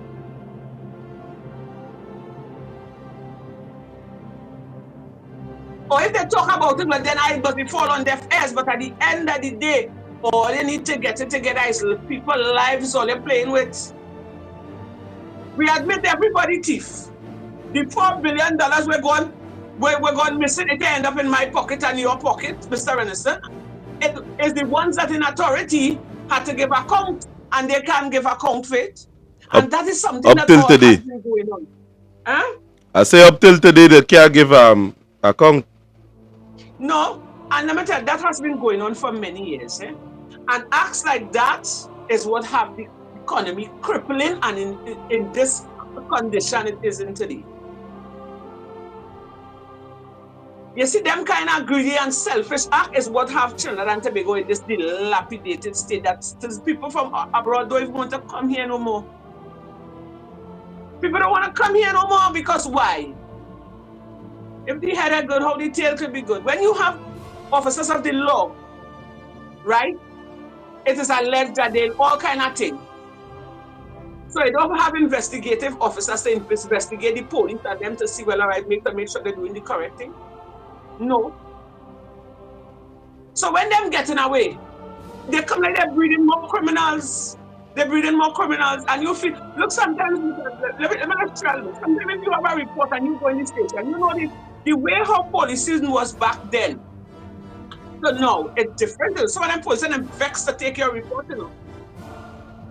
And if they didn't take your report, they want to sleep with you, whether male or female. So if the law of the land haywire and all over the place, what do you expect the citizens to do? That's why a lot of people taking crime into their own hands, you know. Because you ain't getting no justice, so you ain't even getting justice in the court. You ain't even getting justice when the police come to deal with your situation. Because they never have transportation, but when you fail to assist them, they can lock you up and you have to pay a fine. You see how the whole place in a mess? And Rowley and his entourage have nobody to take on. They're like a horse when you put on the bridle on the eye. Them just studying the eye on the prize, and I used to keep the country. The prize for them is the treasury. Them don't care about we. But and I dying to see what going on come in this budget here, you know. I'm dying to see. This is one time I have a feeling that, you know, they might try to sweeten up the people. Might try to sweeten me up. Let me tell you something. This is one time I'm sitting down and I take it in that budget from end to end. Let me hear what it is they had to see. Because at the end of the day, Mr. Renson, whether I like it or not, whether PNM like it or not, whoever who say they ain't voting or who voting, everybody feeling the pressure. Everywhere you go, people bawling. And these people showing that they don't really care you because why? You already saying nothing, but they want your vote. They want your vote. They want you to vote them back for them to make you see more hell. Because you can't want to have a government in power that those are seeking your interest in it. That's what them there for. And they're showing you clearly that they don't care. They don't care. Because you remember when Mr. Griffith came and he offered his assistance to help deal with the crime, they turned him down. And they rather to keep Earl Day, who ain't doing nothing, the poor woman. And I always say the poor woman because I'm a woman too. And them kind of pressure, I have never seen a woman jump out and act, you know, own up to it and deal with it. They had this woman, they like a puppet, and people blasting she. But she already must be getting a good bit of money. She must be getting real money to act that part.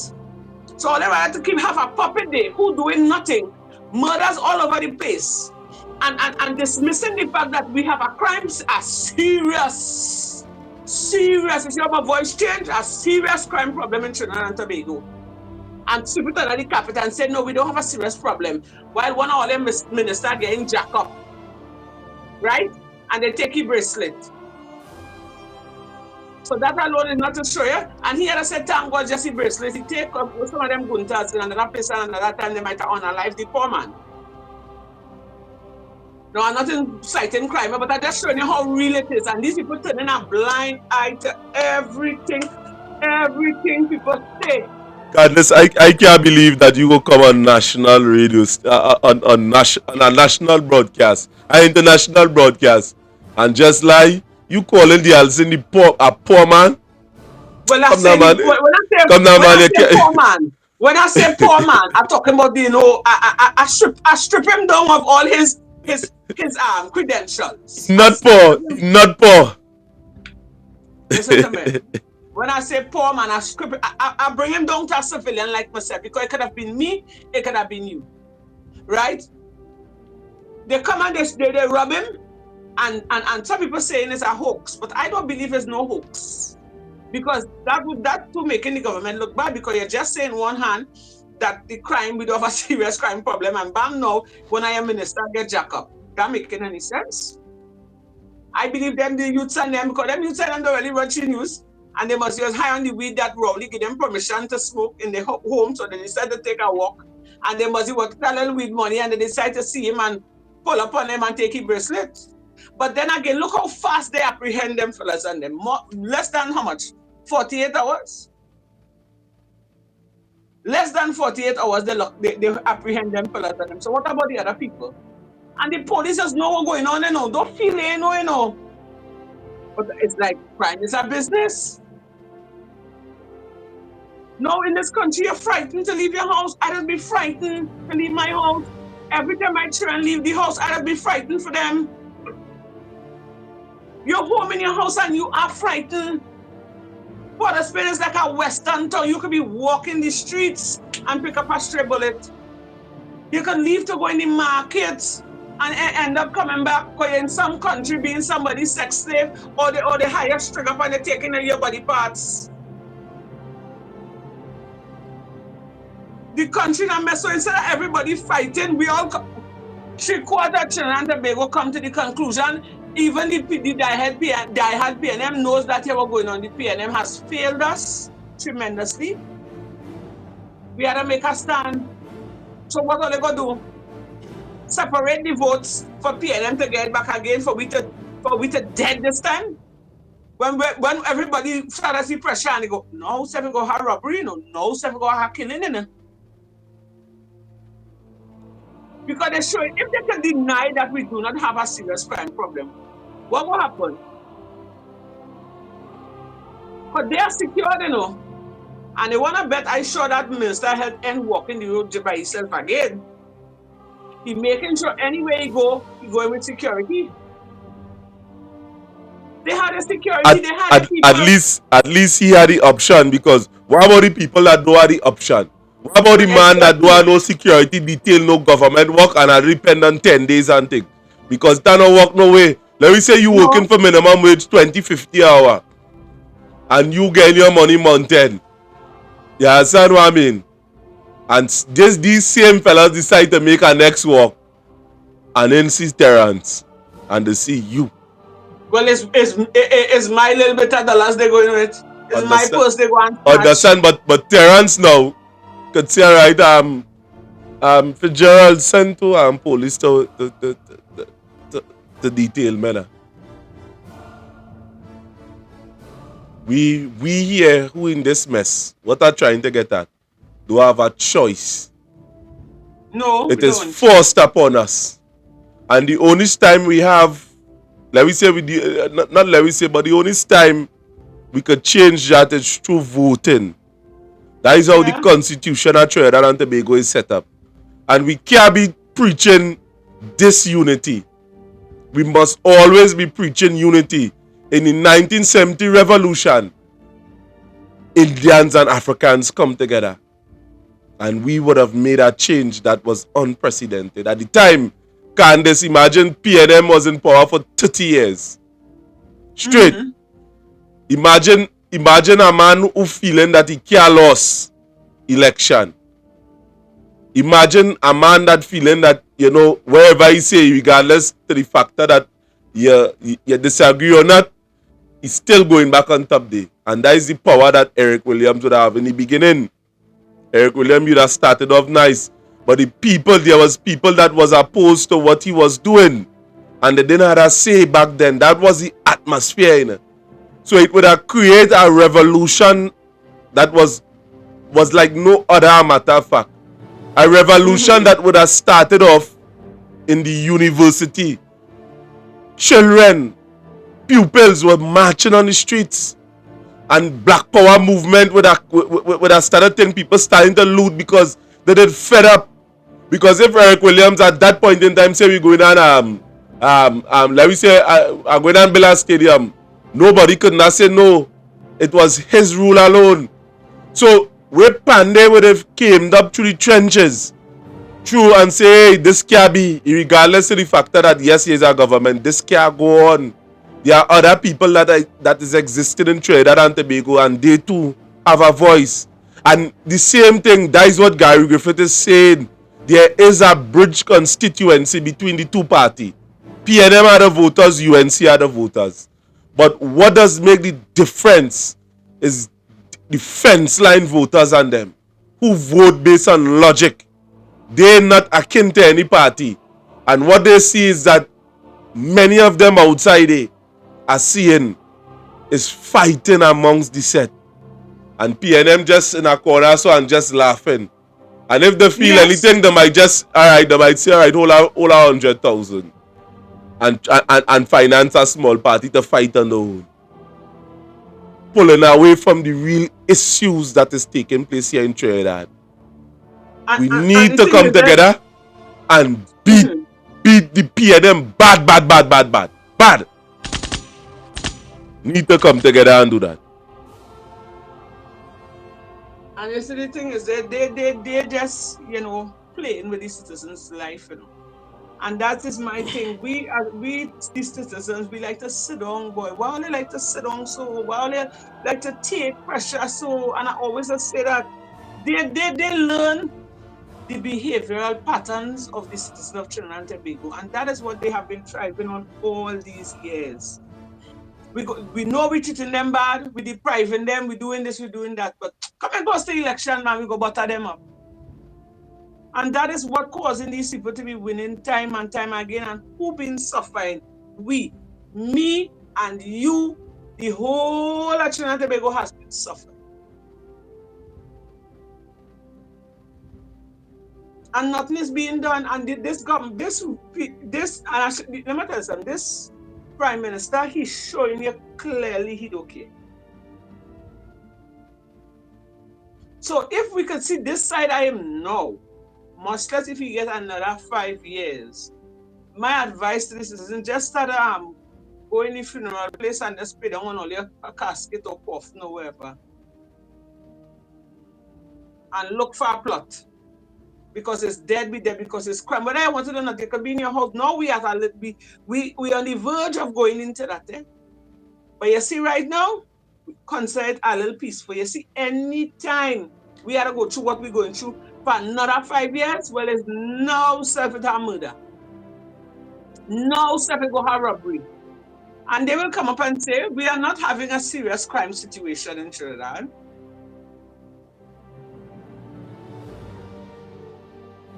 Man tell if who dead and who live.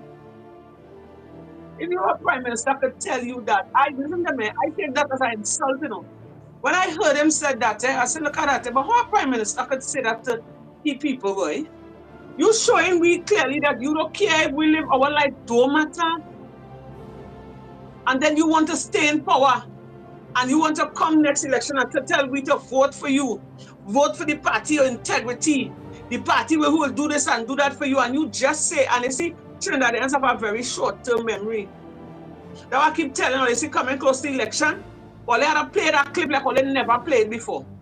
You see them words they use, who dead, and who live. You have to sing that in the minds, because they can't say we mimicking the voice and we changing up everything. It's he of himself. And when I put the date and the time, it was said, and lambaste that throughout Trinidad and Tobago. And the rich had to get richer for the poor man to survive. So a poor man can't come up in life. So you don't separate the middle class. Well, they are no middle class. It's poor and rich. And that is our government all they want to vote for. That is our government. All they want to try to keep in power. No, man, all they wicked. Trinidadians, we wicked to ourselves. I listened to what Gary Griffith said. I mean to say I was in between my work and thing, but what the man say makes sense. Why is all they sit down there and fighting amongst each other? Fighting amongst each other. All they ain't too short to win. Because all they have over here, some people still studying race. They're not like me. Some people still studying race. You understand, man? They're studying how much they would have, it is alleged that they would have stolen over the years. They would have studied how they treat them bad. And then on one side, then we have the PNM there who killing, who taxing, that I want to take away everything we have and live naked in the road. But they're saying to themselves now, they don't want the PNM, they don't want the UNC. They rather give somebody in the middle a chance. But the person in the middleman in the center, he's not too much recognizable. The people will really embrace him. So you come like you're splitting the vote there now. And at the end of the day, who will come out on top? And that's exactly what the PNM want. The bacchanal and the confusion in the UNC, and they're laughing. Let me watch them. Look how they're eating up themselves. They're gambling with the lives of the citizens. The citizens' life. They're gambling with their life. All because of what? Money. The ship's sinking and they even care. And all they're trying to tell me, all they're trying to undermine Gary Griffith. Or they're trying to undermine this man who's coming up with plans and solutions how to deal with the crime situation. Now all they have to be wicked and all they like the crime. Yeah, all they like the crime. All they like the crime because look how much thing going on in the country. You understand? The minister get robbed and in less than 48 hours, all they was able to solve the matter.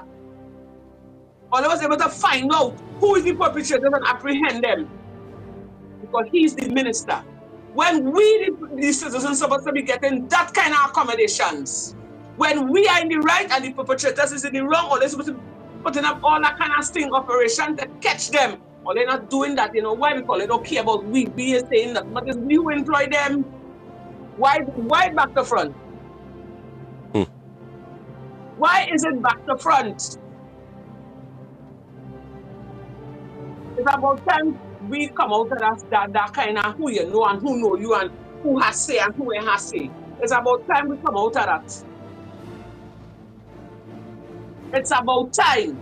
We put them, whatever party is in government, they are working for us. And so far, I have been seeing they are put there in power to take care of us and they're not doing that. They're seeing about themselves, their family, and what they're giving you on the ground is crumbs, 10 days. In this day and age, could a household survive on 10 days? Candice, of course not. No, man, don't do that now, man. No, but boy, I telling you, all they want to do is 10 days. 10 days is about $500 and some dollars, right about now, 600 for the That's the amount of money, that little bit of money? 10 for 10 days. Wow. So no jobs for the youths. 10 days. When you come home with a little income to feed your family, no wonder the youths and them going astray. Because at the end of the day, even if you don't get a job and mommy or daddy be working and they have a little change, you can at least buy food and keep the lights and the water running. Right? But that little bit of money now, when as a young man seen when he was going on, that little bit of money and I wear sneakers, I wear jersey, I wear this, he will go out there and if he fall into the wrong hands, he will end up in a life of crime because mommy and daddy can't help me and I ain't getting no work out there. Even if I have my qualifications, I still can't get a work. And crime paying, I strongly believe that they don't want to see the jails and things empty, you know. Crime really paying. And unless we could come out of that kind of mindset and do better, we in hell. This morning I wake up sad in my mind. I say, look at that, look at this country. You're feeling a weight, you know. You're feeling a weight, you're feeling a heaviness. Because you don't know what's going to take place if you next. If you're sleeping in the night and they come for you. You don't know, you're targeted all around the government, making you suffer, and the ones on the ground who, like your peers, you don't know when them go turn on you. So it's like we're living in a kind of zombie, kind of fiction, kind of world. You can't look left, you can't look right, you just stay in a corner and try to watch around to make sure you're secure. And you're even secure. Because the people who you point up, who you're thinking will have your best interests, they even care if you live or dead because the Prime Minister come out and announce it. Who live, and who dead. Candace, that's real preacher talking. That's real preacher, like you're white to stick into people's mind, girl. Yes, because Who you live, can't live, have a and Prime who dead, Minister dead. coming and saying that. No, you can't have a Prime Minister coming and saying that. This is the same people who voted for you. This is the same people who hold a balize and put on their red jersey and go to war for you. And that's an insult. That come like a cuss a man by your mother there. And you want to stay in power to finish do what? If you don't tell people, that come like you tell a man you're going and kill him. And next 2 minutes, he take you for granted. And he come with a gun and Lego and empty 15 on you and kill you, you know. And the fact that he could have said that, and look at what's going on in the country, the man's literally showing you the speech that he made about who live, and who dead. He mean it. Because people crying out for poverty, crying out this price is too high, they're raising gas, this tax and that tax. And he ain't saying nothing, so much of crime taking place, and that man even come up and make a speech. Or come up with some kind of sting operation to help fight the crime. He just moving along, he gone golfing. Somebody say he went golfing with his partners and then he say he was going for some checkup. So why you don't take checkup in Trinidad? So our healthcare ain't good enough then. That is to show these people and them, it's about time the citizens of Trinidad and Tobago, they wake up, stop lying and party and study football game, right? Now is the time for we to really wake up, eh? Because our children Let's have a big tune here, Candace. Hi! Yes! So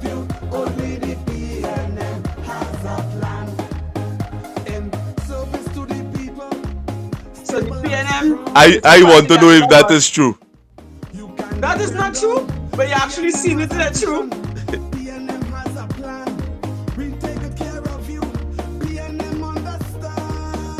They have a plan to neglect you. Somebody should come with a different version of that and counteract that song. So all what they're singing there, the person who sing that song, I hope he get plenty money. The person who sing that song, I hope he get a good piece of change, and I hope he feeling shame now. Because it's the total opposite.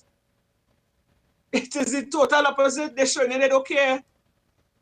When you have a woman coming up on social media and crying out because the justice system has failed her and she had nowhere to stay, she and 8 children, and not a government minister. Now, I can only talk about this because that is the one that I would have been, had the privilege to be around. And as a woman to a woman, you go feel the pain. And that news would have hit all over. And as the Attorney General say, Fitzgerald Hines say, they are aware of all the citizens' cry, the plight, the problems. So I know they would have seen that.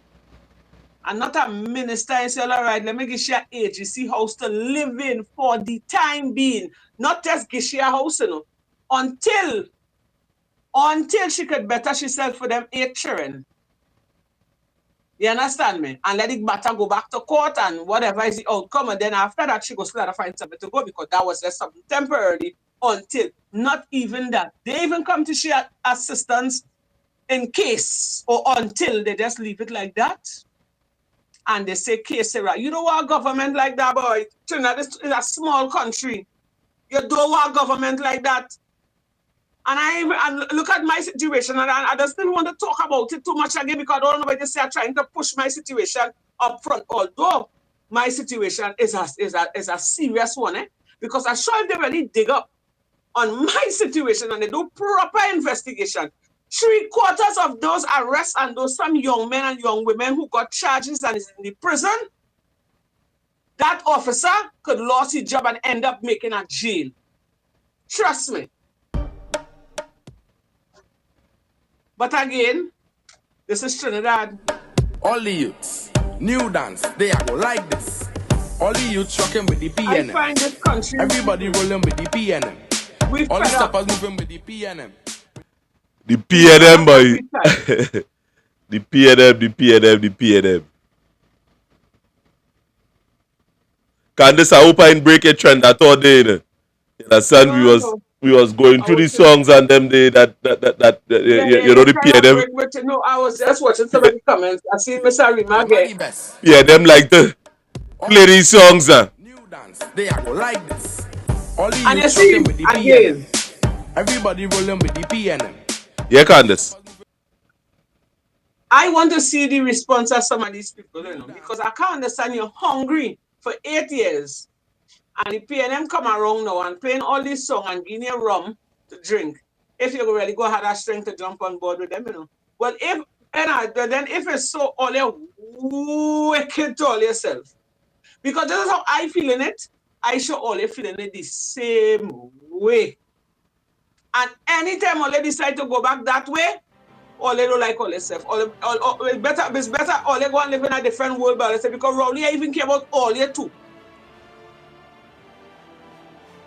Because when he would have made that quote, who dead and who live, he meant it in general, you know. He meant it for not my PNM supporters, only the UNC or whoever supporters, you know. He meant it in general.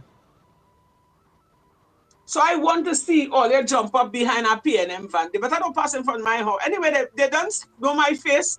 It plaster all over social media, so they ain't gonna come by me. And the ones who might pass by me, when they reach and they see my face, they will move. They will go. I will not above them. And you know, I don't leave my front gate open, but they see this election, I leave it open. I'm waiting for them. I'm waiting on them because this is wickedness. Total wickedness. Total wickedness. But at the end of the day, we could only do so much, you know, Mr. Renison. Yeah, we could only do so much. And you see, normally we don't come out on this time. We never come out on this time, a matter of fact. But we feel the need to study. We had a study week, so. Because coming further down into the week, there are certain information that we are going to release. Especially with the parliamentary details and other information we would have gathered. Our research team, you see, I want the point to reach home. You know. You can't just say, let we come together and it are no rules, it are no structure. Plenty people leave organization. You cannot vex for the factor that people want to see rules and structure before they commit to something. Can't vex that. Can't vex that. Mr. Renson, I must say, this morning, when I see the program come on, I started to listen. Putting all jokes aside, this is serious now, and I listen to you. And let me tell you something, he's a very knowledgeable fella. You understand me? You're very, you articulate and you know what you're saying and you're bringing across every point correctly. And you see them videos where you would have put together, it hit home. You hear what I'm telling you? And I just want you to continue to pray and cover yourself because you have a bright future in politics. You may not see it, but it's young people like you that need to be given a chance. Young people like you that needs to be given a chance. And all them that are dead weight you have holding on to you need to let them go and stand up for what is right. Yeah, come on here. Today, yeah. You could have been landman, you could have been drinking, you could have been by whoever having a time, but you choose because you're standing in the gap for your fellow citizens, and it takes a person with love to do so. No, I myself I die hard, but I just get tired because I'm just saying not as thing as you for hard things to do. That's why when you call me and you ask me to, you say, when my co-host come on and I turn off my part, I say, all right. Because I was listening, and if I wasn't interested, and if I wasn't conscious of what I hear there, I would have never come here. I could have given you an excuse, but I come because I listened to everything Mr. Gary Griffith had to say. And it's something these people and them hiding from. Something they don't want to get exposed, so they decide here we're going. Now we can't really trust this man, you know. We don't know which side he on. So they put the X on him one time and they're trying to tarnish his name. But when Gary Griffith was here, people was feeling safe. You could have throw up a video with a gun and jump out and show off and bam, by the end of the day, where did they get this thing? Few moments later. Gary Griffith on the scene, hot and sweaty. But you see, this country, we like bubble, we like bribe, we like smarting. And that is what have the country in this condition over the years. And it needs to stop. All they're seeing, politicians, all they're seeing what they're doing to the people because of all their own selfish gain. And all they can't tell we all are not thieving. Because anywhere you see plenty money, they're going to step in. So you see the love of money? Money don't make people thief, you know. It's the love of money. You studying, you can live the best lives, and why is you thieving? You're starving the country. Because you ain't thieving a little bit, you know, all they're thieving in grap. I even saying grap. Like the old time people are thieving in grap. And all they're thieving and fixing all their business. You understand? Because 4 million gone missing. Where that 4 million go, I don't know. Anybody give account for that 4 million yet? Nah, it's still being debated. Look at that. When all they supposed to have that dung pack, or Mr. or Mrs. Editor supposed to have that dung pack, when the 4 million, we spend 2 so, 3 so, 1 so. You know what, all that different boldface, because the time and time again that has been happening and nobody is being held accountable. And it's we the citizens know what they want to choke with the debt with all them sort of tax to see if they can build back the economy. But how will they build my economy when it has work? People can't get work. You know, if this country, let me say, if it had jobs for the citizens and you know everybody working and they working for a nice, you know, figure when the month come and we just living and spiritual, I can understand all implementing tax and thing, you know. But you nothing from nothing, leave nothing. All they want to suck in a dry tenancy too. All they ain't giving people nothing. The people they have nothing. They had nothing to give to their family, to their children to eat when the day come. And all they still want to take nothing from nothing. So when you can't afford to pay your tax now, what's going to happen? What's going to happen? You're going to put them out of their own house where a man would have sacrificed and eat fig and salt, dal and rice to make sure you have something to put your family. You coming to take that away. Well, all they so want tax money. Come out and provide jobs to the whole of Trinidad and Tobago. Give people work. Enforce the laws. I say so too. If you want to take taxes from everybody, give everybody work. And the thing about it is this, and this, you know, what I does always say that. What would have motivated me to a certain point? Now, where I live in here, a lot of industries would have come and built up and all around the area. The industrial estate, a matter of fact. And I would have certified myself in a lot of other things. Some of my friends and all, my family and all. And the thing about it is, you know what it is to be qualified and not get our, not have our. There's a different form of frustration when you ain't nothing. When you have something and you see in the industry is controlled by nepotism and by who know who. Yeah. And it's frustrating to you because you're watching these certificates and them, you're watching these qualifications and them, and they can't do nothing with it, you can't eat it. No. So it becomes null and void. After 5-6 years, are you looking for a work that you're already certified? It is going to bring some level of depression on you, and you're going to say, boy, forget that. Forget that. Yeah. So a lot of we in these areas and them are qualified and had the certificate and the certification, a matter of fact, to operate in certain work. But here we're just trying to paint library and environs with the smoking weed. They know nothing. All over smoking weed. And let me tell you something, Candice. Not the can't say all young people, all of them don't want nothing. If you saying that something wrong with you, boy. No, they can't say that. No. If you say all young people smoking weed, something wrong with you. So if everybody, well, I put it across that some of you blasted fanatics. If all you saying that, then we never future here in Trinidad and Tobago. When will you take blame? I am telling you, some of the times when you go in certain industry, you certify yourself, you spend a bunch thousands of dollars, and nothing. I want to go up in them guys and Candice, don't provoke me this evening. Don't provoke me this evening. Don't provoke me. The truth, Mr. Renderson, you're not the only person I would have heard said that a lot of people went and do their studies. They do what they can and they sit down on their qualifications and there's nothing to do.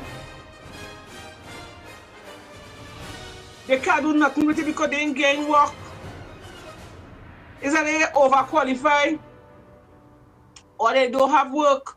Or one of the person who hiring have a family or somebody grease their hand under the table and they take a piece of change and you with your honest legal qualifications get took to the side and somebody with false papers take your place.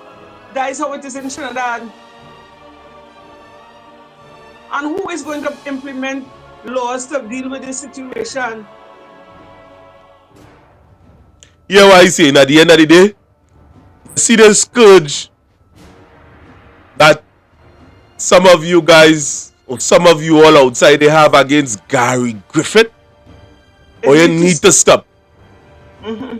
We need unity here in Trinidad and Tobago to deal with this situation that is taking place. Where in the world? Where can you find statistics that could disapprove what Gary Griffith would have just said? Where? Come now, man. Easy better than hard. Let me take this thing by landslide. You must be able to represent all different type of people in Trinidad and Tobago. You can't just appeal to the marginal. That is one of the most, it is a strategy, but if you're thinking on that strategy alone, you're easy to defeat. To fight a war like that, you must fight a guerrilla warfare. You must be able to have armies all over Trinidad in cells.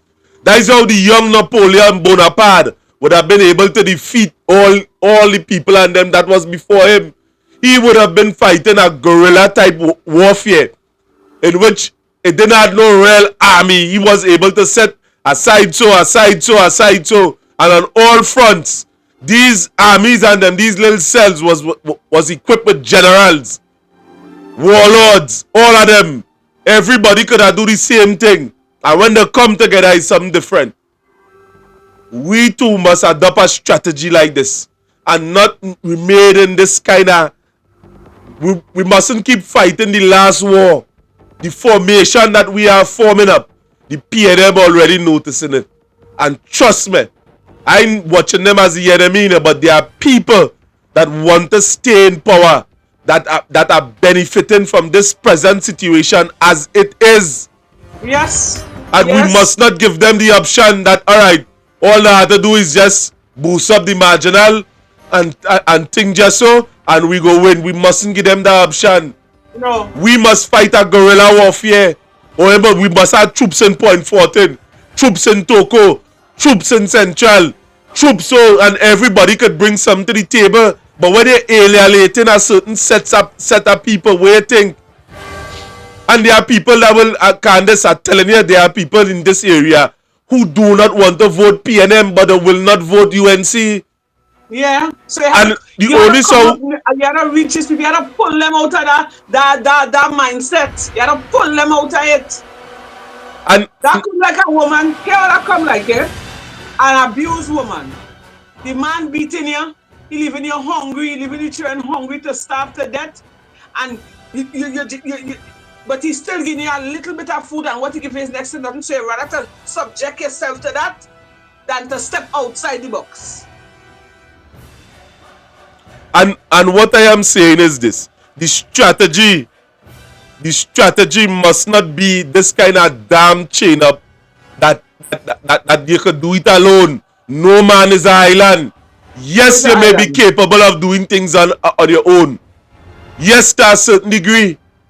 But to bring home the victory that is needed, the total victory, in which everybody could come together and finally have a party that they could say, all right, I belongs here. It cannot be the same way all the time. No. You understand? No, it can't be so. And there are people who want to accept, yes, but on particular terms and conditions. And it cannot be the same way, all right, there is how we go fight it. Yes, it can't be so. Let me change history. You understand? Trinidad and Tobago need proper leadership.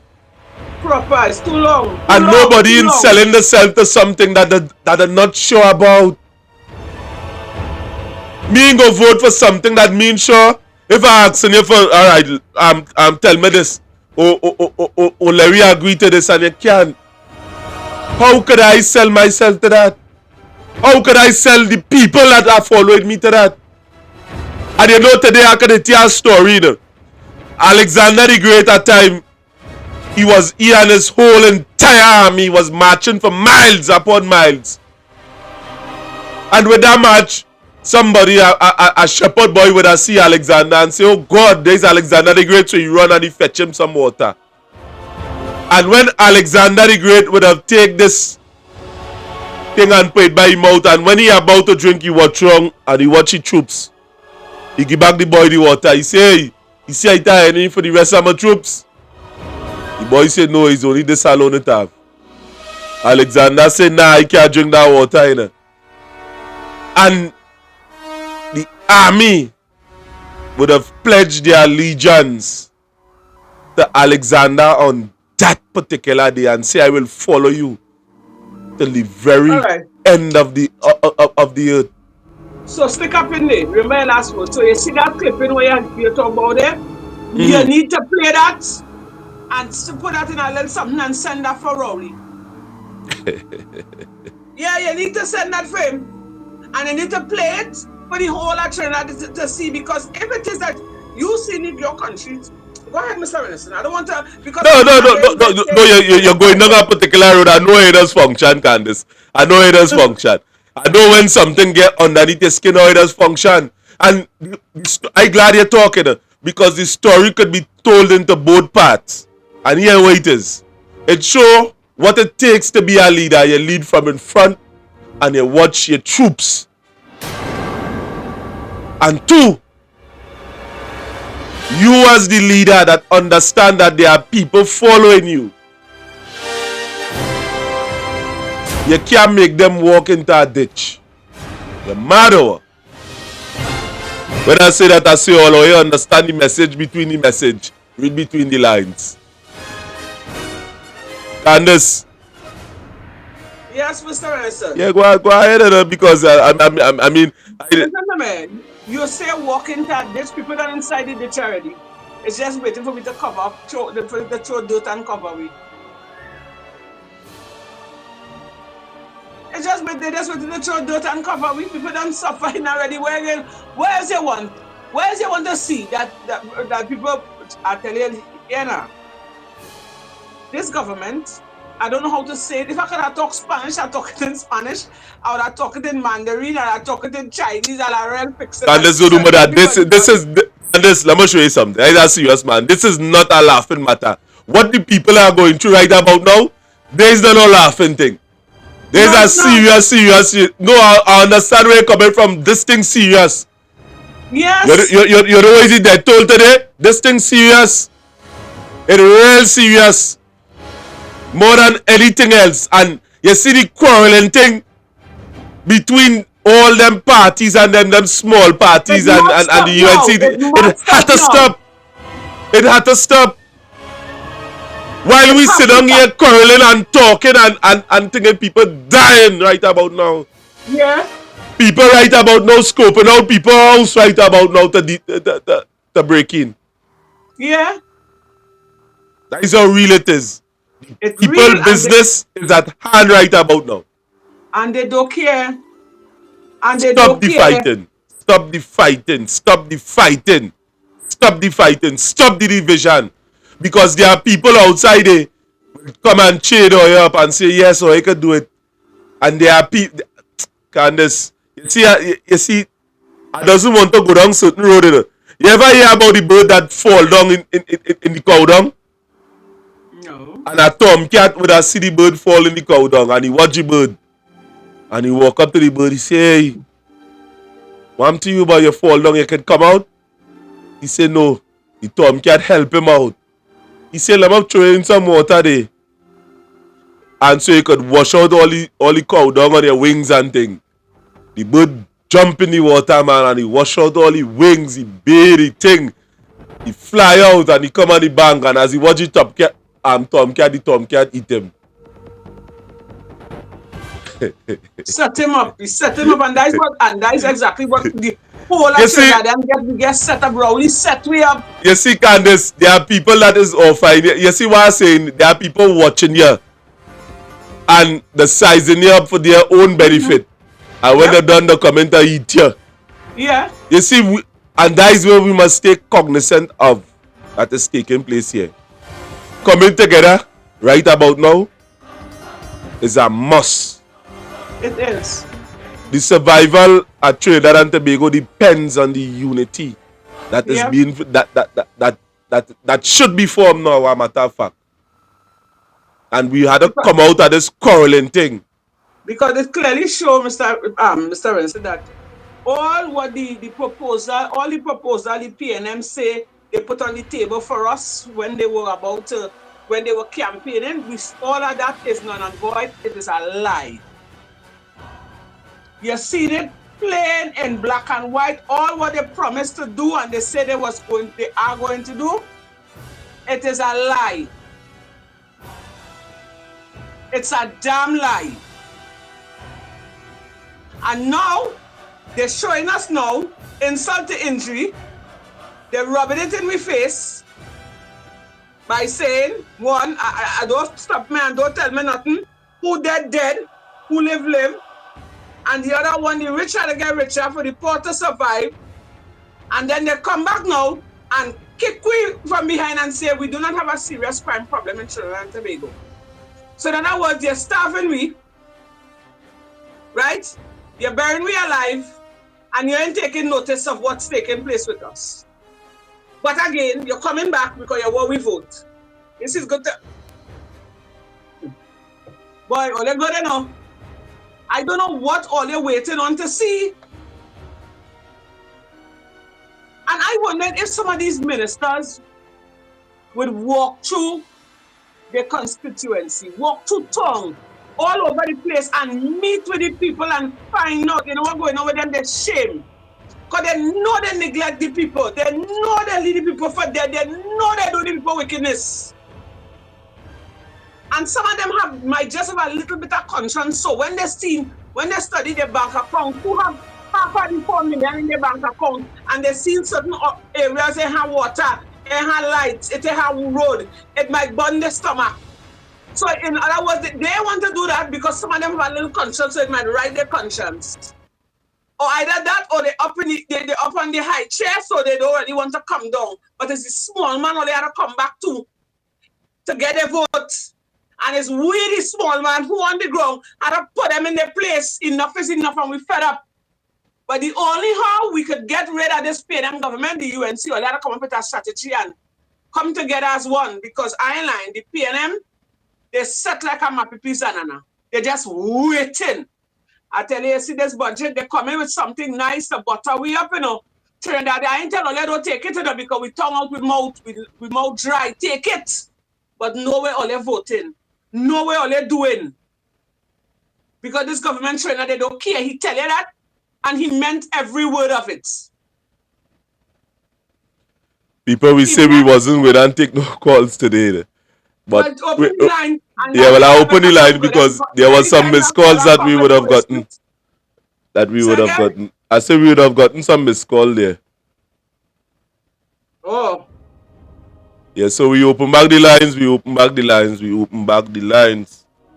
So if you want to make any contribution on the program this afternoon, because we looking to close off just now.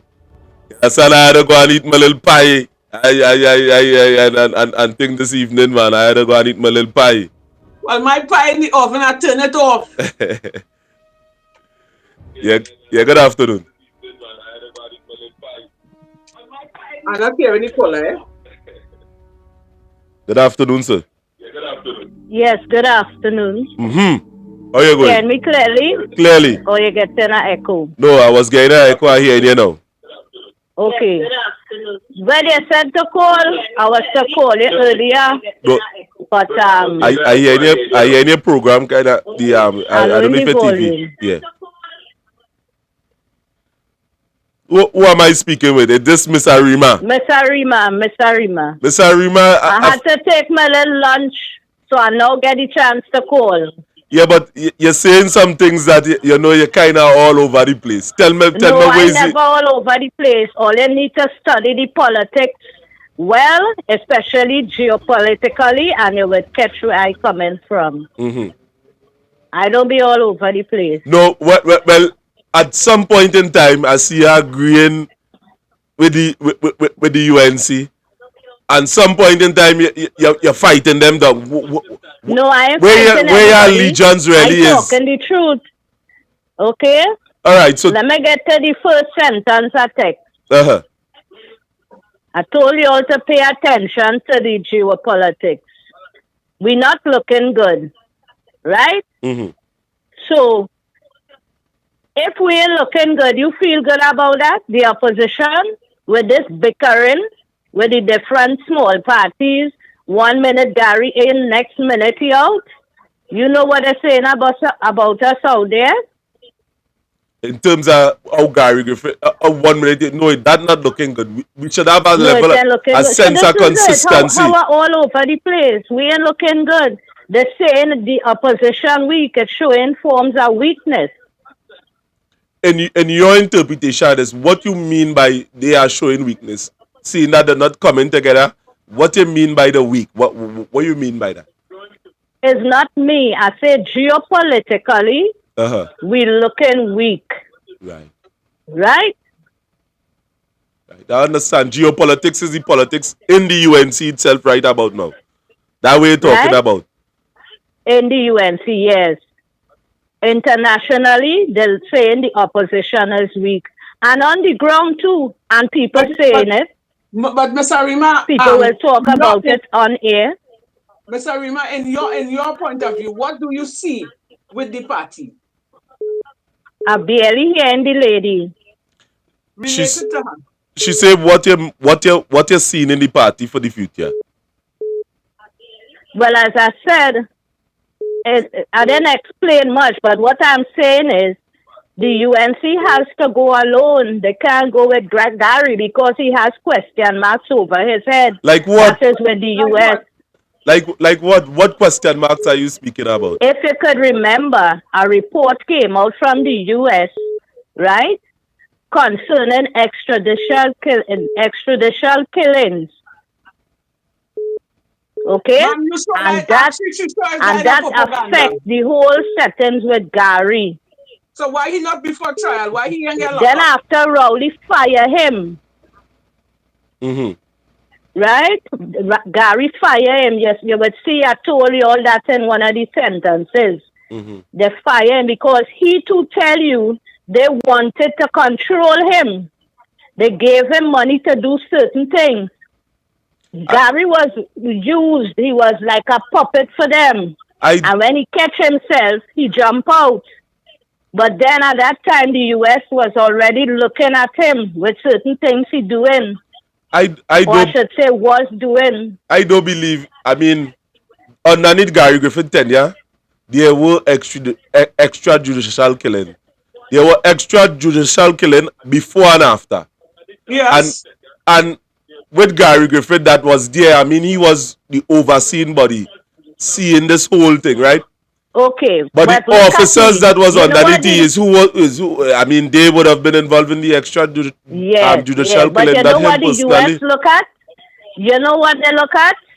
This is not what I say, you know. But you know what they look at with this killing with the two men who die in custody. That with the Andrea Barrett. Right.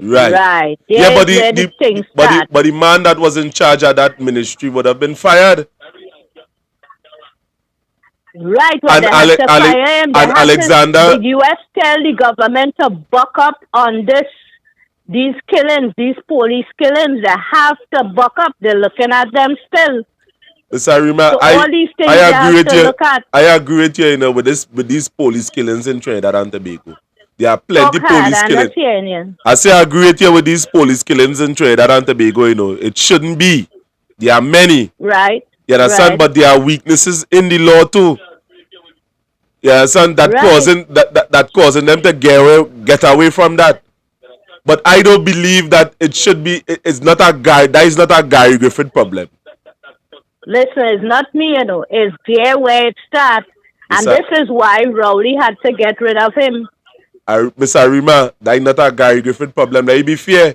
Although they're trying to pin it on him, it's not a Gary Griffith problem. But you see, sir, hello. Whenever somebody in charge and these things going on and on, over and over, they pin it on the official, which is Gary, the commissioner. Well, same thing will happen to this commissioner we have here too, because they have her in the palm of their hands. She has to do their bidding.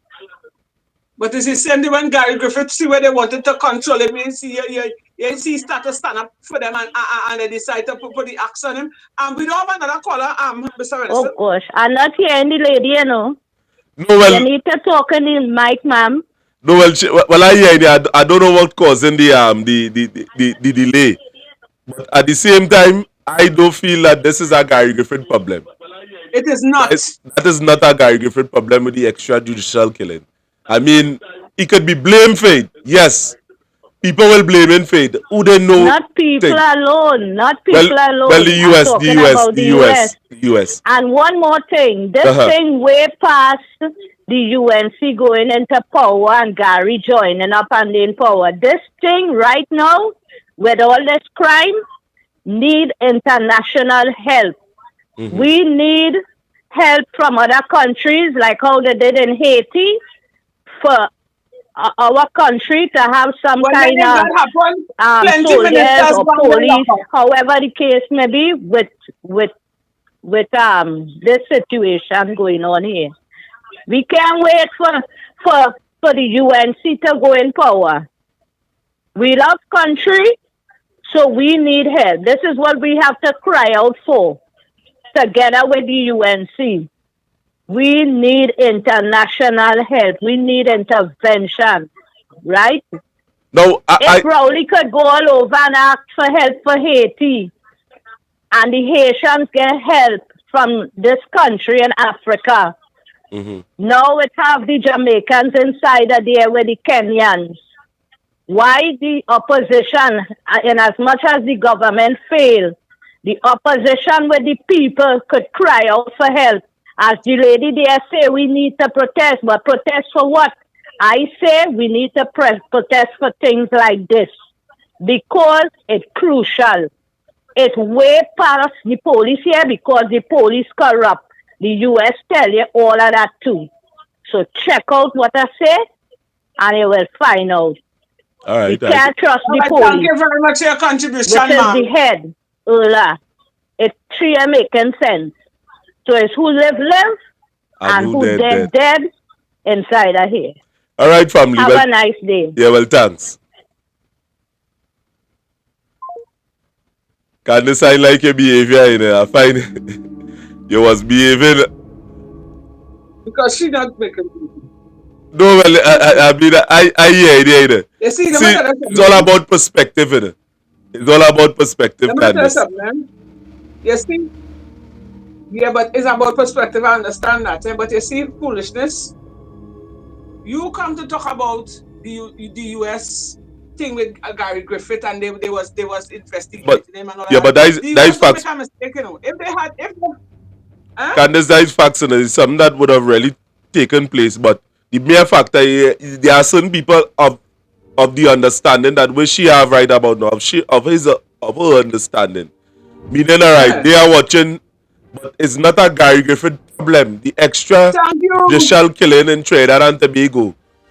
These, I mean, you see, who feels it knows it. You know? Now, in the police force, there are gangs. There are gangs that would have built up over the years. There are teams of officers that link in across various districts and involved in serious crime in Trinidad and Tobago. They are under the radar, the commissioner of police. Sometimes when things happen, they don't even know it happened. There are certain orders and certain things that take place. As I say,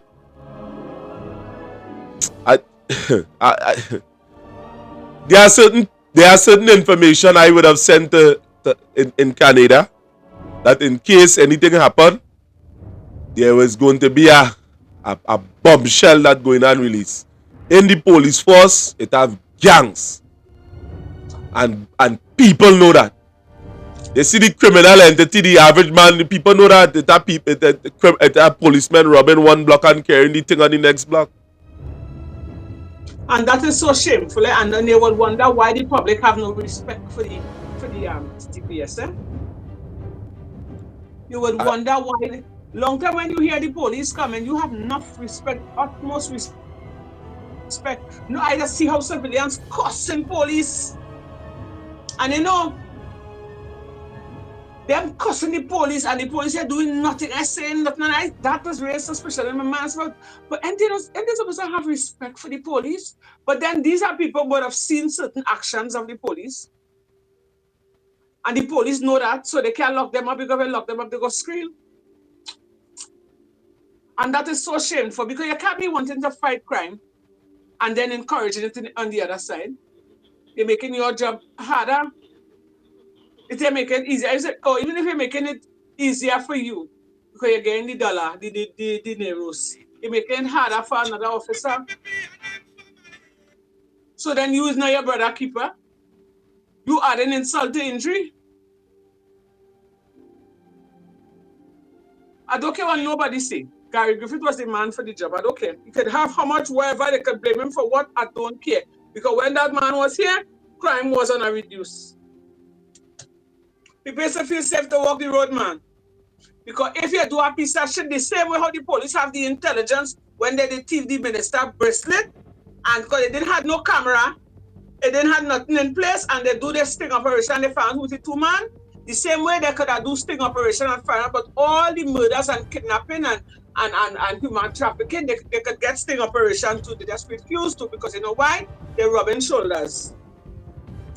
And in this country, when you stand up for what is right, they just come to penalize your family to shut you up, or to penalize you to shut you up. I know you're just trying to be nice in the Candace. I know just now they, you know, I want to say it, but I don't want to say it. I want to talk it, and I don't want to talk it. Because it's that dangerous. The minute you start to talk about the criminal construct that is in the TTPS, they come for you. They will shoot you and throw a gun by your foot and say you pull out 38. That is what is going down here. That is what I afraid. Me not afraid to talk it to them. But I had to study my family, my son, all of these things that it going through your mind. From the time you start to talk about the criminal element that exists within the police force, they come, anything they think, they eat your ticket, or they shoot you when it has nobody there in the house. And the throw a gun. But look at what they did, man. Look at what they do me. After I catch the officer beating my son, I literally catch him, man, you know. And other people, the two other fellas who catch him, he beat them up and locked them up too and charged them. It are other bystanders who see what take place. You understand? I had cameras. After when I light up the whole thing and bring it up to the light and I start to go here and go here because I insist I had to bring him to justice. They meet my eldest son right in Grandy there and they give him a case. And when the child was privileged to get a phone call, he said, Ma, the officer tell me he giving my mother she business to mine. Because I come out here and talk. But Candice, that is a conspiracy, you know, because you talking that doesn't happen in the police. The police clean. They do no wrong, and anything the police say, the 100% correct. I can't believe you, Candice. Candice say that's a conspiracy. The police correct. The police correct. Mr. Wellington, let me tell you something, eh? Let me tell you something, eh? I am not bashing the police service because I need the police protection, right? If I have a situation, so I'm telling me I'm not going Grandy Station, I'm being honest with you. If I get chopped, I will go and seek medical attention and I'll try and best to go to another station with police who probably know me because I don't trust some of the officers in Grandy Station. I really don't. Because I will not get the assistance that I need. You know what I'm telling you? All right. But you see, when I was on my journey, before that incident happened on Juve morning, because I tell myself something was coming, I was standing in the station looking to see if I could speak to one of them seniors to find out what's going on. Because by working, I am not going to put my head on the block for none of my children because children just do things behind parents' back. Parents is be the last to know. So I went there to find out what taking place. Because the fact that Ole could meet him and harass him and taking pictures of him, the taking of the picture tells a different story. How come they come and take my picture? How they come and take the neighbor in the back of my picture? Why my son? Now, the reason for wanting to fight, I wanted to know, well, what he in? What it is he doing that I don't know? Because I'm not putting my hand in fire for nobody's children, nor for mine. Whilst I was standing there waiting to speak to somebody in authority, I was unable to, right? Nobody wanted to come to me. I said, okay, but they tell me they will make a call and wait. While I'm waiting there, about 8 young men came in the Friday with copybook and pen. When I saw it, this is something new to me. I said, like the police giving literacy classes to them youths in the station. So I asked the officer, I said, what are they doing here with copybook and pen? He said, is a bail or a bond they sign? And I said, oh, okay. And whilst I was standing there, I tell you, when the officer reached about the 4th or the 6th one, somewhere there, he asked the young man, what they give you? What they give you? So I said, wait a minute, what I give him? He said, ma'am, he laughed. He said, you don't know what's going on inside here now? He said, small man, what they give you? And then the other gentleman now, when that happened, I lift my hands to the heaven and I say, Father God, in the mighty name of Jesus, I pray this never happened to any of my boyfriend. I didn't care who figured I was mad then and there because I realized now from how the officer talked under the belt, something wasn't right. So they're saying, who would they give you? I tell the officer, ask the young fella, what they give you? When you hear an officer ask him what they give you, it's either two things. It's either it is alleged, he might lie and say he didn't have nothing. But from the look of the officer, the way the officer stressed on it, and he goes, ma'am, you don't know what will be going on inside I here. I put my own analysis. I said, so wait now, like they're giving them people and them thing then. And when I'm walking out the station now, one of the fella tell me, he say, ma'am, the officer in line, you know. And I don't know the best fella, you know. And the fella started to tell me of his experience, what they to give to him. And I remember my eldest brother, I was a teenager, I didn't have children yet. 2 officers set up my brother in front of my eyes, my mother was a hairdresser. Set him up with cocaine, but they didn't know he was affiliated to us. And they set him up all because my brother and his little brother had a bacchanal over a girl. And my brother cough out his brother's face. So the brother who's the police decided to take revenge and give my brother a case. We was in court. Well, it's a good thing at the time you know, well, we didn't have social media, but my mother find the commissioner on stage, she complained and it had witnesses. And then, you know, when we was Baptist at the time, so you know, my mother, I got no stone unturned. But at the end of the day, these are some of the things that has happened. Police meeting you, they don't like you, they're setting you up, they're giving you drugs, they're giving you... Why are you doing that? And that ain't only happening now, that happening way back when. This is only my story what I go through, that I can talk about it. But that story with my big brother never, ever, ever erased on my mind because I was there on the spot. And then look at what come and happened to my son. That was me first rodeo. This is second time that happened to him. The second time, the first time they tried to give him something in a black bag. Thank God for the Mako shots neighbor by the corner house. They stop for corner house, people in corner houses, Mako. But I'm glad for that Mako. Because that saved him. This time I was on the spot, and right now in my mind, I'm afraid because I know they ain't going to stop there because the mother mouth too big. If my children do something wrong and the police apprehend them, but they're on their own because me and raise no gangster, me and raise no bad boy. Don't give them no bad case. But you see the advantage because you're in power, because you're in a certain position. I don't like that. I can't digest that. Me am mad to come up here to look for fame or likes or to make myself known. I wish I could go back to my life being quiet when nobody didn't know me. But I can't digest evil, I can't digest wickedness.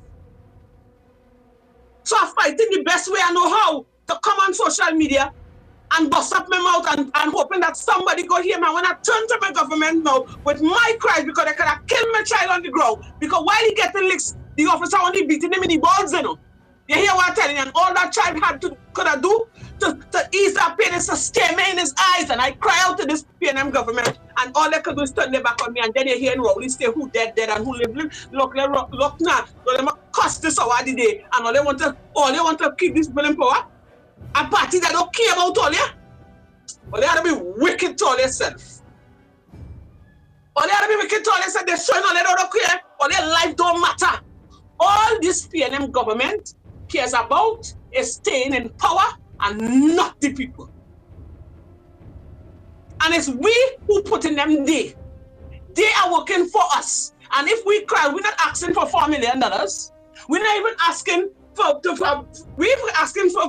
groceries or clothes or shoes. We're just asking for fairness, for justice. Justice when they kill our sons or our daughters innocently.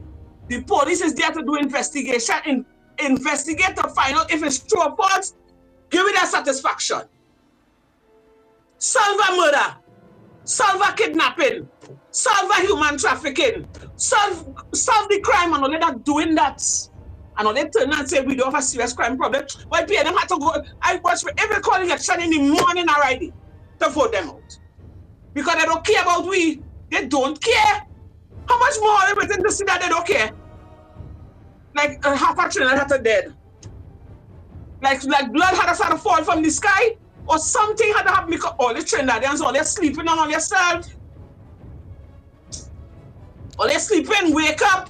All they're fed up, open the fridge. Open the fridge. And it's not what you have to, what you want it is what you have.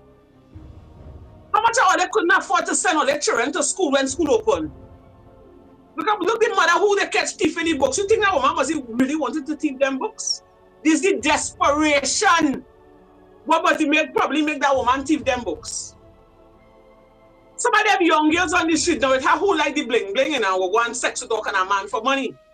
But so how about some of them who just can't afford it and they decide, well, all right, the best thing they know how is to sell their body for a little 200 or 300, not even so much. Or the young man on the street, he passes, but he can't get a proper work. And the gunman pass and tell him, all right, I go buy a Jordan sale.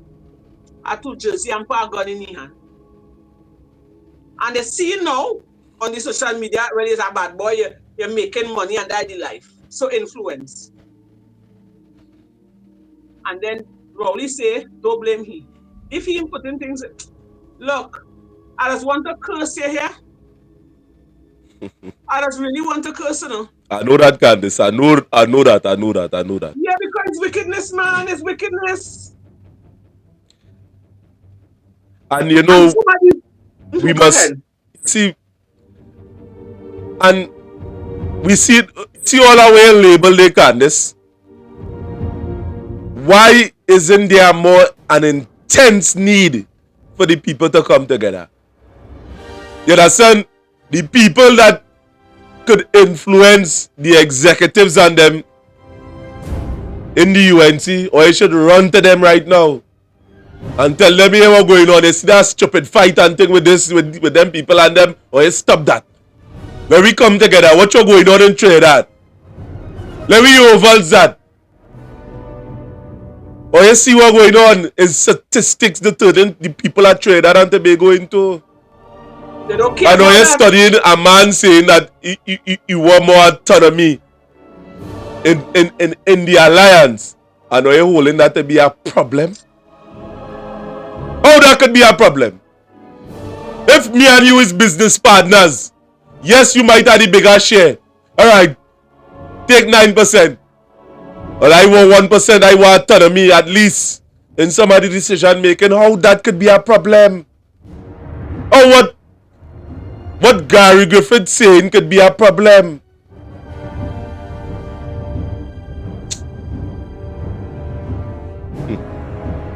I'm going to tell you something. As far as I see, and I will always say it and I'll maintain this fact. All government come, go, does thief. We're not saying it is right. I am not going to ever endorse that. It is wrong. But at the end of the day, if all they're thieving, little bit just full the basket, nobody else see all they're thieving. All they're thieving so greedy that the country reached to this state in this condition.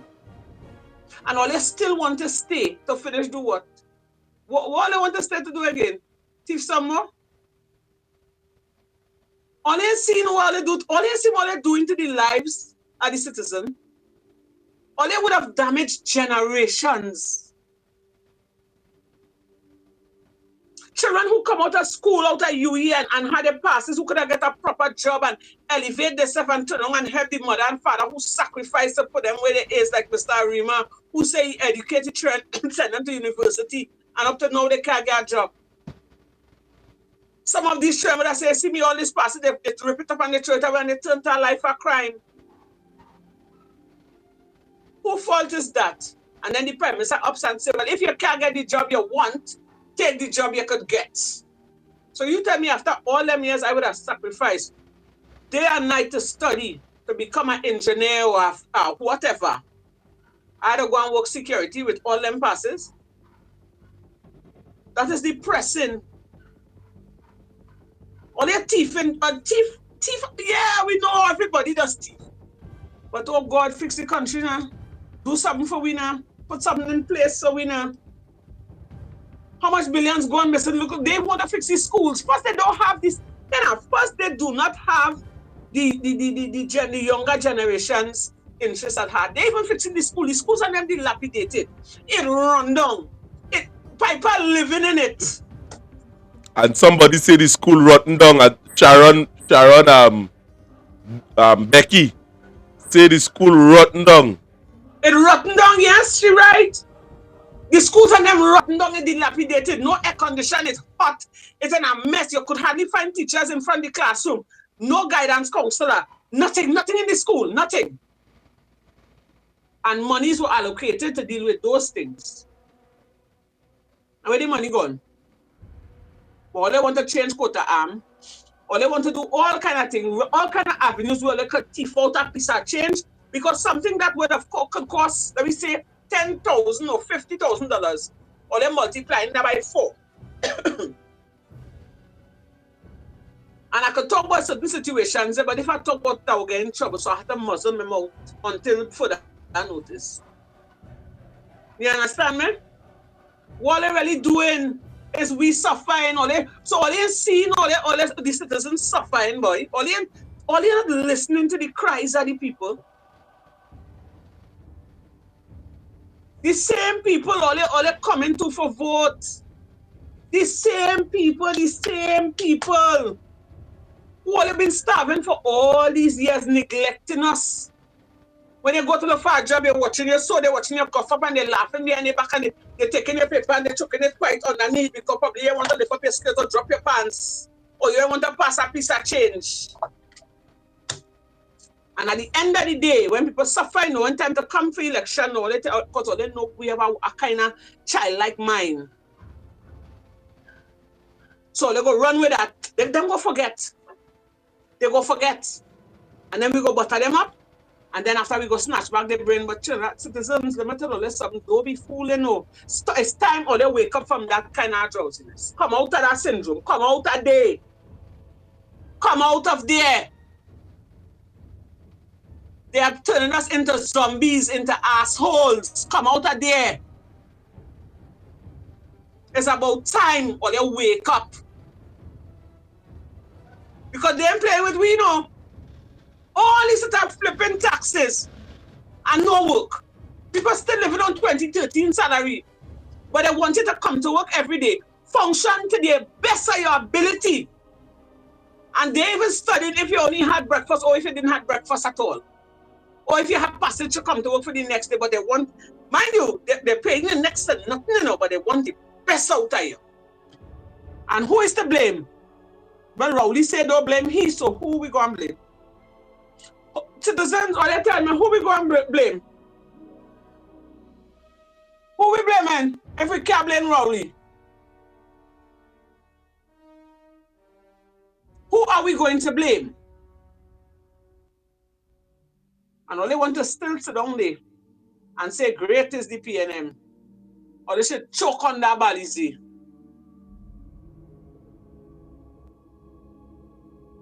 Or they should choke on that balizy, trust me, because all they have to be wicked.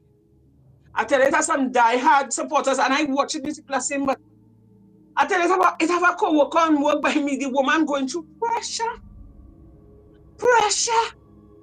And as I just raised a topic, just a rile shape, and she's like, not me, I said die-hard PNM. I said, but you now didn't just ask me for $20 borrow to go. Yeah, but because I said, well, okay, go on and Rowley gear. Because according to me, this is mother, they're suffering. And they're holding on to the PNM, to the hem of the garment of the PNM for die hard. You know why? Because they studied race. And you're hungry like myself. We're suffering. Why? Well, they must be so wicked. Well, let's see this 9 years. I was saying 8, but it's 9 years. If people them here, people can't get a raise in salary. You talk about food prices going up sky. You can't even build a house again in Trinidad. Long time with 2 susu, you can put up and get a foundation. Now you join a susu for the year, almost 2 years to start one foundation. We got every single thing gone up. Who fault is that? We fault, not the PNM. But Rowley say, don't blame me. All right. And that's a government only want to handle the affairs of all the country. That is our government. Rowley and his family business fixed it. You see when they post something about them on social media, how them just live a lavish life, how their house looking like BT, the Christmas tree looking better than when I put my own together. Professional. The wife wearing designer. So what happened now? They don't want a professional Christmas tree too? Or they don't want to wear designer? Or they want to earn the money the right way to live a proper life too? So it's only the rich that get richer for the poor man to survive. So all it is that we like, we're going to live like scavengers, because all of us living like scavengers, you know, right about now. All of us living like scavengers because it had all wrong. If anybody come on this platform now and tell me a line, but something had to be wrong with them. Businessmen are all balling too because they don't know why people even have money to go and shop. The market vendors on the streets complaining. They were long to tell them, come and make a video with them, I can't reach yet. Because sales is not like how it used to be. That which part can this? That is in Grandy. In Grandy, right, yes. Right. I'm just making sure. You see, I don't want to leave no stone unturned, especially with the fanatics and them. But go ahead. The vendors in Grandy. People bawling, they're crying. What they want people to do, what all they want the citizens to do. I don't understand. And they just held them, they turn off the hearing aids so that they wouldn't hear the cries of the people. And they wouldn't say they close their eyes, but they're looking in a different direction because, you know, if you're hearing and you're seeing, well, it will draw your attention. So they put on a bridle and the eyes is on the prize. And whilst they're heading towards the election, well, they don't know, they don't have in a bag already. So it's mamagism, because we're a country like mamagism and old talk and rum and lime. So they don't have in the bag. But they study, you see that treasury there? With all them billions of dollars where they have access to all that amount of money, you feel they want to lose that? Them don't want to lose that. The UNC might glad to get it, but it's, then again, them are not have to shape up too. Or they can't be leaving we so, or they can't be doing with that, because on both sides, people saying money missing. But it's we who suffer, and so all they had to put aside all the indifferences now. Yes, if all they get in power, I know all they got thief. We ain't have a problem with that. All they have to fix the country too. All they have to fix we people suffering, people dying. If everybody come in power, promising to do this and do that, and when all they reach, all they ain't doing nothing. Look at the condition. Look at the state of the economy. Look how we dying. So it's every time the citizens go take that, and you see why it keep happening, because we're sitting down. You know, if it had about 15 like me, and Mr. Renison and the others who on social media, you know, on the same level like us, rapping and quarreling and highlighting all the situations that the government have us in, you know, we could make a massive movement. People heads going to start to turn. And then eventually, you know what happened? They buy one of the PNM might come to try to buy we out to give we a little 2 million, 3 million by so to muzzle we to shut we down. So we go stay quiet. By telling you, I cannot be bought. I cannot be bought. And I refuse. I make myself comfortable in starvation and know where is catch us. And as where catch us gracefully. He doesn't even know when I suffer. So I would stand up for what is right. All they need to listen to the people. All they need to come down from on high and start to walk the ground. And find out what the people need and provide for them what they need. Because if we employ all you to see about us, because you all are the one with the big brains and the fancy words. Why you think a lot of people just relate to me? Because people don't understand this set of big fancy words. I said, Mr. Renison, I say, see you all them fancy words. The people on the ground just be intimidated when they hear the fancy words. They just get frightened and they just pull back because they just want to come out and talk, you know. But they have a tendency to feel embarrassed. Because you might say something in a fancy word and they wouldn't understand and they will look dumb. So knowing that, you need to come down. That's why a lot of people just relate to me. A lot of people who I don't even know. Look there, they're walking on Charlotte, the amount of hug and kiss and spelling and spit. I don't even know the people and them. But I'm telling myself I have to be something good I'm doing, because I come up here to talk the truth. I'm talking the things. I'm talking what I'm seeing. And it's everyday life. So you can't understand people suffering and they're crying out for help and all they just turning all their back and all they look all they're wicked, you know. If it had a special place in hell for these PNM ministers, they'll end up in the VIP section in hell. Where they're turning up the fire, more fire. Because all you're wicked. All they're showing me that all they don't care and all they're coming to vote, we vote. But not because we bashing the PNM. That don't mean to say it's an easy walk in the park for UNC either, you know. All they had to stop the quarreling. Come together. Come with, mash it up, clean it up, and come again. Form a proper party. And that is what's stopping all you. That is what's stopping the UNC from really reaching where they're supposed to reach now, because too much of fighting, too much of bickering. Stop making it about all you. Make it about the people. Do not, my words of advice to the UNC, do not make it about the UNC government. Make it about the people, the needs of the people. what the people want, what the people need. Because you can tell me in this day and age, certain people ain't had lights, they ain't had water. When we went up in the back there, one of the man would have told me, because he was kind of shy to come on camera. He said sometimes when the children reach home late, they had to go on that street light, he put his poor in his waist. And he had to go under the street light with his two children for them to hurry up and do their homework because they don't have electricity.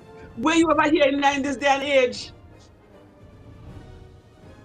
It ain't when I was telling you the indoor facilities, remember we talk about it and we highlight it?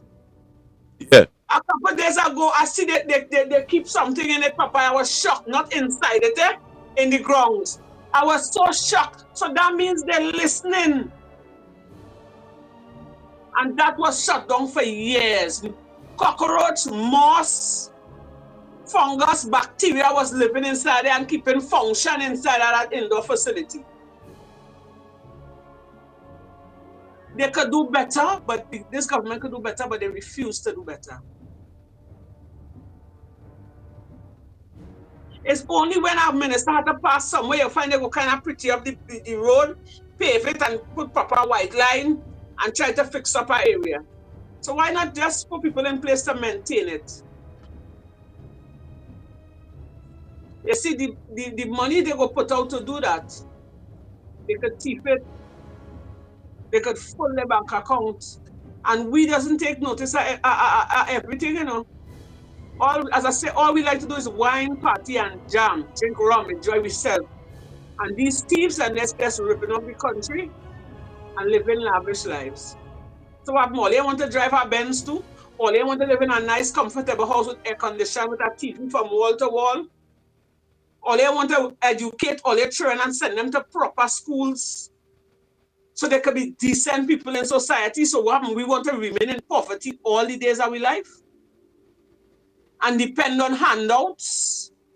And when you go to your government for a little help, not help, you know, not handout, you know, help, they're telling you like to depend on the government, but all what they have, they send it to other countries to help the other country and they're leaving their own to suffer. That is like a man who leave his family, the wife and children, and going outside and minding the woman, or a woman and she outside children. That is what this government treating me like.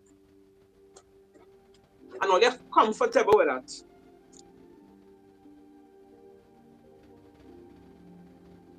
All they're comfortable with that. So the fact that all they're showing them that all they're comfortable, they will just do it. Because you see, this is called Limbert said that how much time he raised gas and nobody do nothing and he laugh. It's because they make us a study people. We have to hit them. Listen to me, citizens of Trinidad and Tobago, we have to hit this government, this PNM government, with the element of surprise. You see how they know we're a bunch of laid back people and we don't take nothing serious? We have to wake up and smell that coffee. And whilst we letting them, the PNM government know what time of the day it is on the left, the UNC had to come good. It's not about them. It's not about it's Indian time. It's not about the nigger had to follow or the no nigger time and the Indian. It's about unity, coming together and putting people in front of the party. Show me what all they can do for we. Show us what all they can do for us. Don't get me wrong. I'm not no PNM fan. At the end of the day, if I have to give the UNC my vote, that is for me alone to decide. But all they have to show me what I'm voting for too. All they have to show me. Because we have a wide amount of people following us, you know. If there are people listening to us and if we tell them, is this. But we can't do like Rowley and them and lead we people into destruction. So all they have to do all their homework, unite, stop the bickering. It's who they say they don't want there, keep all their meeting and pull them down. Handle all their business because why is all their bickering and quarreling and fighting Rowley, them laughing? Because he don't know the people don't want them, you know. But then again, people have a choice. Some of them want oil too. So the citizens is between a rock and a hard place. But you want to bet if all they reform that UNC government, party, sorry, and all they give people something to look up to and to work with, you go see who saying they ain't voting for the UNC, go jump across. But all they had to keep all their promise. And don't even make it a promise, make it a must. Or let's say all they give me proper lights, proper road, jobs, putting things in place for the youth. That's the first thing all they had to start to do. And then again, don't come and tell me the treasury empty, because I'm fed up here that. I'm fed up here tighten my belt. You see that tighten your belt syndrome? Oh, cut and contrive. Oh, my Lord Jesus. I'd rather you cuff me down. Or let her get all the house in order. Stop the fighting. And you see that split party, Michaela Pandey them so, and this next one with the horse boys so. You see that? All they have to stop at that. Because you notice we're only moving with confidence, you know. This PNM government, they're doing their shit and they're moving with confidence because they know what they have under the belt. That man is more than a raging bull, you know. He's the devil from the pits of hell himself, you know. That man is the devil. Straight from the gutter, the center of hell, you know, waiting for we, you know. And they say, oh, I busting up my mouth there by God be first. No, but that's serious, Jen. When something is wrong, you can't give me shit and tell me it's ice cream. You cannot give me shit and tell me it's ice cream. If someone only will come down to on the ground and listen to what people have to say, sometimes people that be meeting me and telling me the problems. And if I don't shut off, it has overwhelmed me. And I just get frightened, and I just get frightened for my children. Now, my children them don't really want me doing this, you know. Some of them just pass and go up the face, Mommy, you making me a target. But I can't stay quiet. I can't stay quiet. I cannot, because it's foolishness. One day them to go understand. All I had to do, the only protection I have right now, because I can't rely on the government to protect me, because they show me very well they don't care. Because even after the commissioner would have sent a letter and I throw it up on social media, all right, she acknowledging my situation, they still turn around and give my son a case in his ass. And with press, the magistrate didn't send him down to prison to make no jail. So when after that incident, I say here, we're going on, my help coming from the Lord. Right? So the only help I have is God. I can't look to this government. People dying left, right, and center. They're crying out for hunger, mercy, help, this, that, and the government turn a blind eye. So we have to turn to God until such time, until we find a government that is worthy to really run the country the right way and keep their promises. Until then, we have to watch and be wise. Listen to the news. Listen to programs like these. Educate yourself. I know how to do some little research too. It's just timing I doesn't really have. But I know when I come on a platform and I talk common sense beat old talk and it beat book. Because before book there was common sense. And this is not a rocket science to see we suffering. And the government of the day do not give a ass about me and you. Because Rowley say, who dead. And all they have to play that and ring that in the people's head. Because you can't take back them words. That is an insult to the people of Trinidad and Tobago. When you have any prime minister or in other countries, America, Venezuela, England, St. Vincent, come out and tell his citizen who dead and don't blame him. That is where the man goes and he don't care. He really don't care. He do not care. How all of them to tell only again in Spanish? I can't talk Spanish. The only language I know is English. Rowley do not care. It's as simple as that. So we have to care about we. And it's plain as that. So if all they want to remain the UNC and fight amongst yourself and feel like they could do it alone, I don't think the UNC could win this government by themselves. Because it had too much of scars. Because I would have heard things too about them, you know. And one time I think, when it was Pandey time, I think I did vote for Pandey, you know. I did vote for the UNC one time I stepped out of the box. You understand me? But not everybody is like me. So you see all them scars that all they would have leave on people's mind and heart, all they had to try to rectify that boy.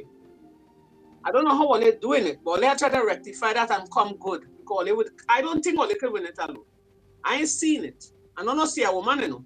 But from all what a summons up and I put together, all they have to do better. Because Rowley and them they're sitting down and laughing. And kakaka and kiki and drinking the most expensive $1,000 bottle of wine when that could have paid for somebody child booking the book bag to go to school. And laughing at me. And eating a $500 plate of food with lobster and steak and all kind of thing, when that could have helped somebody put food on the table. They live in lavish lives on our backs. And it's we to blame, we encouraging that. We. And I ain't saying all, I'm saying we encouraging that. So it's about them all this stuff. Smiley Roses, wake up, just wake up. Candace, well, I see her.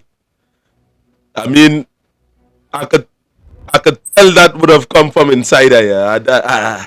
I could have smelled that one. I could have smelled that rose.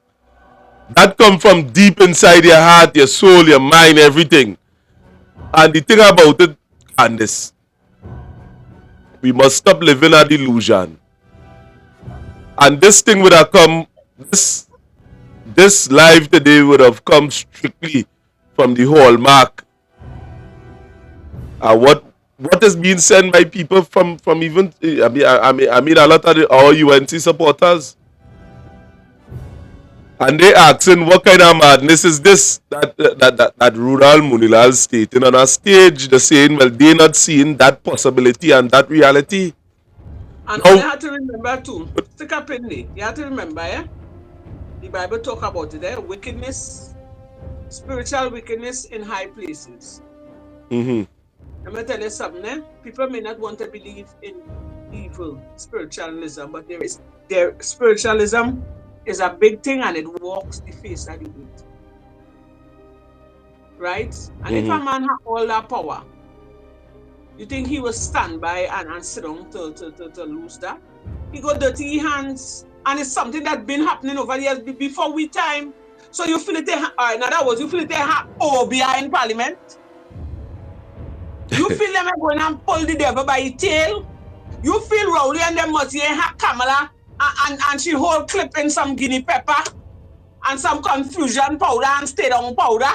The size of Baptist and over them thing. You think he had them in that? And them had he in that? But I mean to say he got good because he had himself in that game. Rowley will sell his soul. Rowley will sell his soul to stay in power. So we're saying then the pelting some blows. But the serious OBI shots pelting there, you don't know sometimes when you ain't get the urge to come on, I ain't get it, you feel it's not OBI there was walking on we too because we mouth big and we hitting them. We might be little so but we hitting them some hard lash. Let me play this video. A matter of fact, people, what we are saying, we are totally in opposition to this. We believe that coming together will make a more stronger party, a stronger UNC. A matter of fact, let me play this video. Have confidence. Do not fall for the lies, the cry, and the mama guy by anybody telling you can't win, and you can't win with he, and you can't win with she, and you can't win if he come, and you have to get she, you have to get he, you have to get it to come. No. We are strong, we are united. Look at people on a Monday night after flooding in the height of Ganesh Utsav. Look at people assembled here. So we are united. We must stand strong and remember, we will win. We will win. Victory is assured with our hard work, our determination, and our confidence. Long live the United National Congress. Long live the people of Trinidad and Tobago. Thank Now at the end of the day, when believing in yourself, yes, believing in yourself is, yes, that good too, you know. But understanding the enemy is better. The art of war would have stated that you have to understand the terrain that you are on. There are many people who understand the terrain. I live in here in Library. I had friends and family all across Trinidad and Tobago. And I would have been on the ground, just like many others. And there is a set of people that the UNC could never reach. You see, we have to understand that easy better than hard. Let us come together. Yes, it might have other people with different views and things, but you're not supposed to be afraid of that. You're supposed to welcome diversification. And if you ain't agree with me, I ain't vexed neither. Because there are an interview that we could go into with Vasan Bharat. They are saying Vasan Bharat would have said certain things on our interview, knowing very well, you know, that he is present now in the UNC party. The thing about it is this, and what he is saying, and the essence of the talk, nobody is perfect. Nobody under the sun perfect. I ain't come here to bad talk nobody and saying that, alright, that the UNC party perfect. There are room for improvements, but not in war. We have to know who we fighting. Gary Griffith, Philip Alexander is not the enemy. The PNM is. The people is not the enemy. Them that or you put on a bench, the dissidents, they are also not the enemy. It's time to call them in. Let me have dialogue. Talk. Don't put dirty lilies like this out in the public. Because you see, if you ain't get this thing straight, there's a whole country that could fall in it. Or you need to get this thing straight. And me afraid nobody in funding this. As Candace does say, sometimes he doesn't want to come out because it has nothing in this. But sheer love and appreciation for not for me, for the people. If you come and say I hate people, boy, you don't know now, boy. Or you don't know this thing coming from my pocket. Candace had was to function and organize his studio, set up the same thing here. So you can't say that I love nobody. Or you can't say it's because I want to see the destruction of a party. That is the reason why I'm doing this. I'm doing this because I am convicted that something better could be done, and I am seeing that it's going down a particular path that we ought not to be on. Let the PNM be fighting amongst themselves. Let they be in disunity. The UNC need the wider public to win this election. They need the support of everybody on the ground. Not just the UNC members alone. That is not enough for them to win election. Calling the disgruntles on them. Let we have dialogue. What going on here? I feeling it. And I seeing that the PNM is not the way. So I pull myself away from that. I can't jump into something that I'm uncertain about. Talks needs to be have, and the right authority who in the party needs to pay attention. That old strategy where we fight marginal alone, that ain't go work in this general election. That will not work. Exactly. It ain't go work. And anybody come down on this side here, Point and Labre, boy, you have a lion to come and fight down here. Government or no government. Anytime anyone out here come down here, I give Michaela Pandey a blind the other day, Candace. When she come down Labre, she didn't tell nobody nothing. Alright, I give she a blind. I would have called the communication team and tell them the next time they're coming down here. I realized like, oh, you come down and nobody didn't know. The next time, oh, you come down, I want to know. I fighting this year too long for somebody to come and chuck the hand and take it underneath from under people's foot. People want liberation down on this side and they don't want no bullshit. They don't want no talk. They don't want no promises. That's what people want. That's why I fighting against. And if I win, I don't know family after, you know, because they don't know talk to me already. I gone over, I started bad talk the PNM for the bullshit that they're doing. Everybody take a corner. I don't have no family down here already. So I had to come real good. I ain't playing that. My village, the people, my friends, all of them is in the balance here. And it's a fight to take back my village, my country, a matter of fact. By extension, the country. And I ain't giving up just like that. Or you come again, or you can send police and go run and hide. Or you can send whoever or go so and I go duck so. But I ain't giving up at all.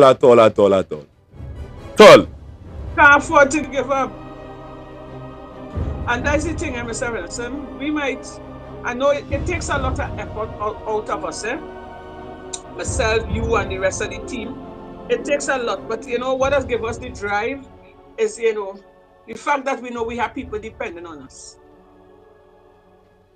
Right? Because who going to be their voice? If you notice when we go out there and speak to the people, when we went out there, we didn't go out as politicians, you know, we went out there as the advocate for justice team to find out the needs and the concern of the people. And you see how the people gravitate to us. And if we had more time on our hands and we would have walked some more, you would have surprised to see how the whole community would have come out. And these areas, they can't tell you when last they see the MP. They don't even know who is the MP, much less for the councillors. Right? These people living by the grace and the mercies of God with no lights, no water, no proper drainage, no roads. They're just living because they have to live. So they're trying to find a place in society. But it's hard for some of them. And you think these ministers, them on top, out of that how much billion they think, they couldn't let go some of that in Grandy to help these people, right? They getting like people had to beg them.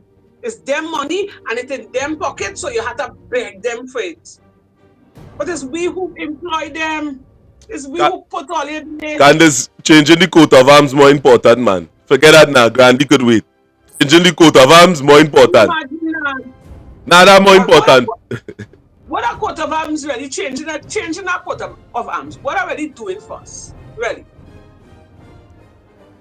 They're doing really nothing? The money, how much money they would have said to change our coat of arms? How much billions? Because you know they're going to be billions. Candace, That's going to be real billions. One could only imagine all the money had to change. You understand? All the emblems and everything, passport, license, ID card, everything had to change. And so that is billions. Right, and then here what they're doing here, the strategy they know, you have to pay a small fee if it's at $50 or $25.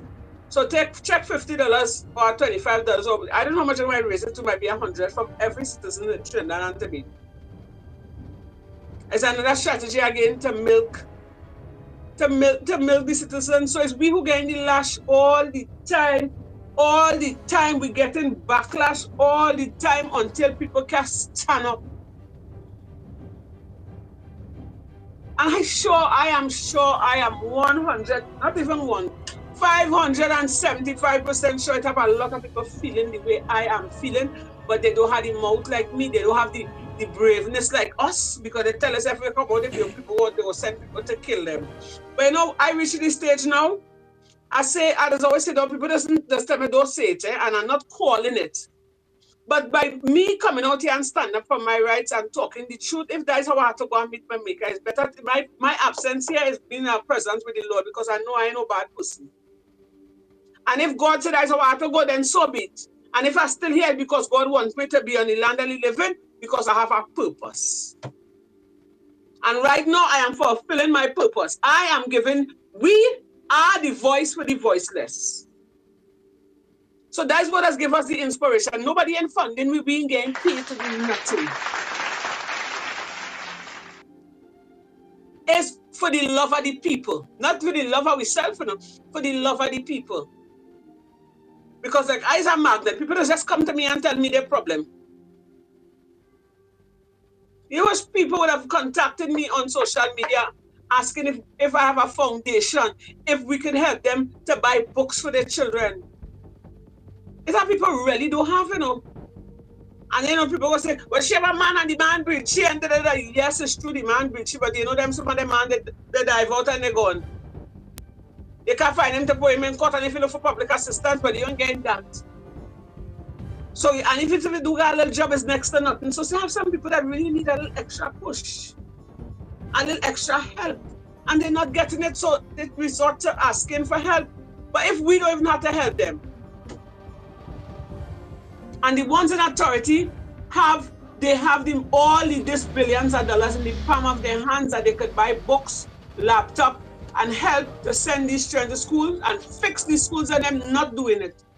And then they don't know, on top of that, they want to come and stab we back with tax and this and that. Oh, good, all the wicked, how much more people take again? Well, just thinking about it does make my head want to explode. And yet still, people still want to keep this PNM government here. Yet still, you know, but I could safely say, somehow we Trinidad, we like ketchup, we like sufferation. Just now, all had to put up one chicken foot in the pot to flavor the pilau. Because all might be able to buy chicken. Unless you're bad, girl, you're bad. Why you have to say that, girl? One chicken in the pot to flavor, girl? One chicken foot to flavor the because a long time, I remember somebody was telling me a long time when things was hard, like way back when I was an old person, because I like to sit and talk to older people. And he said, it was Christmas. And when they boiled the ham, and the ham wasn't enough to share, they said, take the ham and squeeze it in the bread, and take all the ham and pass it around. And everybody squeeze it in the bread just to get the ham taste to eat the dry bread. Just now we will come back to that, because this one who talk about cold pot and riding bicycle to and from work, is people are wicked. Who is he? That is Scotland. That man look like an Ayatollah. That man looks so wicked. Hey, he a wife and trend. I didn't want to be his wife because he looked like Jesus. And this I want you to play for you, you know. I mean, you hear thing close by there. I want you to see this one. Well, I want you to see this. I'm going to play it live right now. That's what I want to do. I'm going to play this here live, and you see the nonsense some of the people has been telling out here on social media. You have to pay attention. As I said, there's a campaign outside there, the PNM-led campaign that is breeding misinformation. Take a look at this video. There are some people in our own country, their job is to make you believe that the only opportunity afforded to you under this government is to go under a mango tree and catch a mango, and hopefully mango is a jolly mango, and they should celebrate that. That is they make you believe that nothing else is happening in the country. They ask you questions about what is happening as if they're not living in the same country. But you know what? They're blind to it. So hear me out. Watch this. 114 young persons have gained an internationally recognized qualification in either drilling rig operations or crane operations. Graduates of the drilling rig operations program DROP and the crane operations program Hoist were all smiles as they were awarded their certifications on Friday. Dressed in their red gowns, 38 Tobagonians proudly accepted their awards after completing training in fabric art and soap creation. Excitement, one of the many words used to describe the opportunity presented to Civilian Conservation Corps trainees Samaya Charles and Naeem Jones as they were welcomed to the next 99.1 FM. Now, they enrolled in CCC's DJ Science program and will serve as overnight DJs for the next 2 months. On September 11th, the Ministry of Social Development and Family Services distributed 224 home repair grants to those in need. The importance of youth leadership in environmental sustainability found itself as one of the main topics at the National Youth Convention 2024 under the stewardship of the Ministry of Youth Development and National Service. Over 200 students were in attendance, including some online. Providing a strategic direction for achieving better outcomes for young people when it comes to employment and economic participation is the aim of the National Youth Employment Policy Service Level Agreement. It was signed on Friday between the Cipriani College of Labor and Cooperative Studies and the Ministry of Youth Development and Family Services. Mahalia Joseph Wharton has more. The Ministry of Youth Development and National Service, or MyDNS, is moving to even higher heights with a push toward a national youth economic policy. And I would like to believe that that's Trinidad and Tobago. As far as I know, that's Trinidad and Tobago. And what's happening only for the month of September as reported then. And the month of September ain't finished as yet. So probably you should wake up and see what's happening. I know this may ruffle some feathers, and that's fine. Do what you will have to. You see, this campaign that the PNM have outside it, or you're paying youths in all different type of thing, or you decide, well, you know, let me chain them up. But after this all them program where them youths and them going, where these youths and them going and end up? After you done train these people and them to do all these things and them, where they ending up? Games. And at the end of the day, you have a young boy that coming up and making an ass out of himself. Because for you to accept that nonsense that was just played there is for you to disregard the crime, people not finding jobs, how much hundreds of people that was sent home, Petrotrin closed down, is for you to deny that on the next side. And we are living a real reality.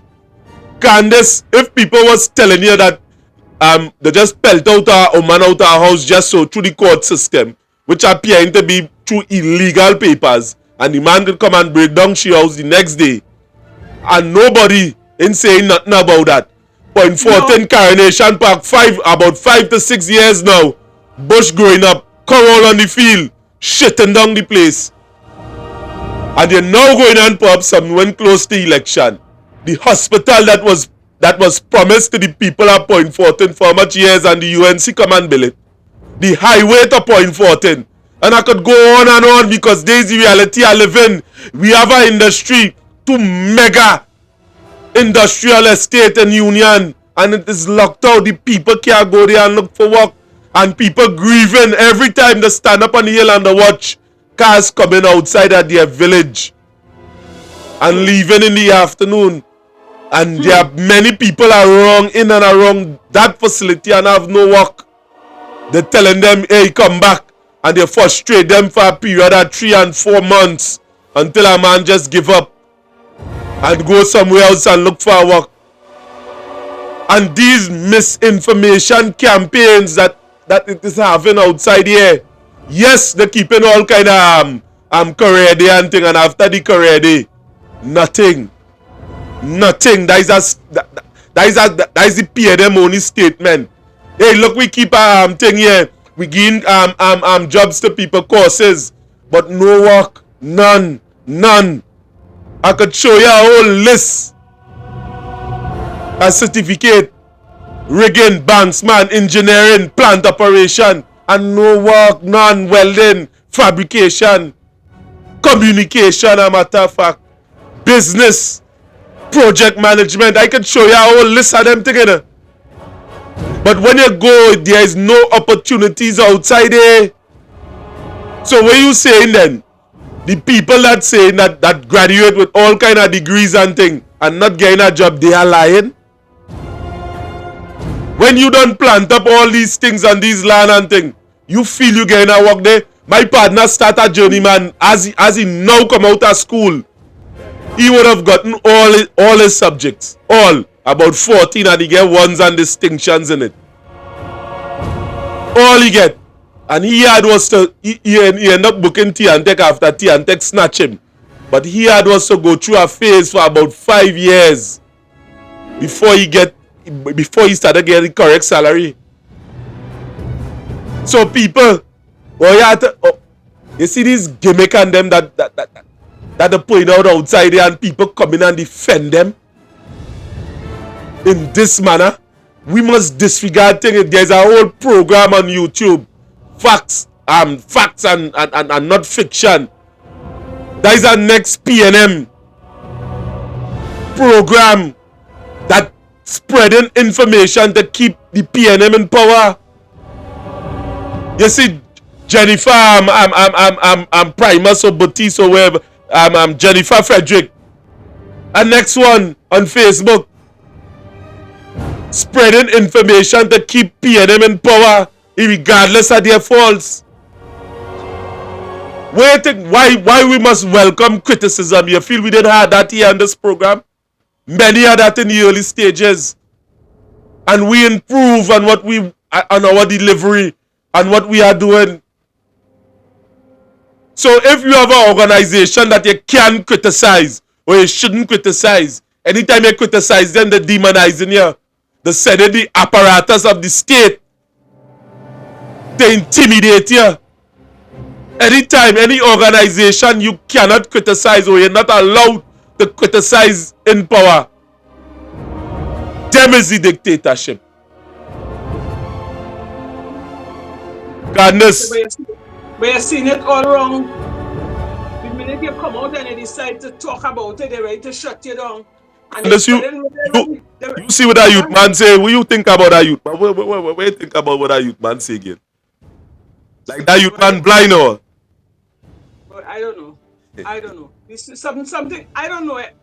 It's like I tell you, like it's a spell. It's a spell that going through the minds of these people. Like these people. So you do a crime in Trinidad then? Huh? Everybody working that come out of university then. It had no crime. Everybody working then. It's a hard crime. But some of the best bandits is the ones with the best subjects. Because it have nothing to do, so they sit down and they come up with masterminds, and they're very good at what they do. Because they get their certificate, they go to UE or wherever, and they have a subject and they gain jobs. But the Prime Minister say, go and work security yourself too.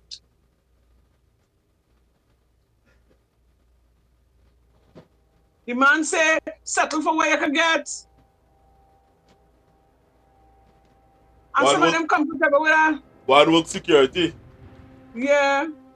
After I spend thousands of dollars in a school, after I stay up whole night to study my work, pass my exam, go and work security, go back gas station. Yeah, but he said so. When I would have asked him, I forgot what was the question. He said, if you cannot get the job you want, take the job that you could get until better could be done.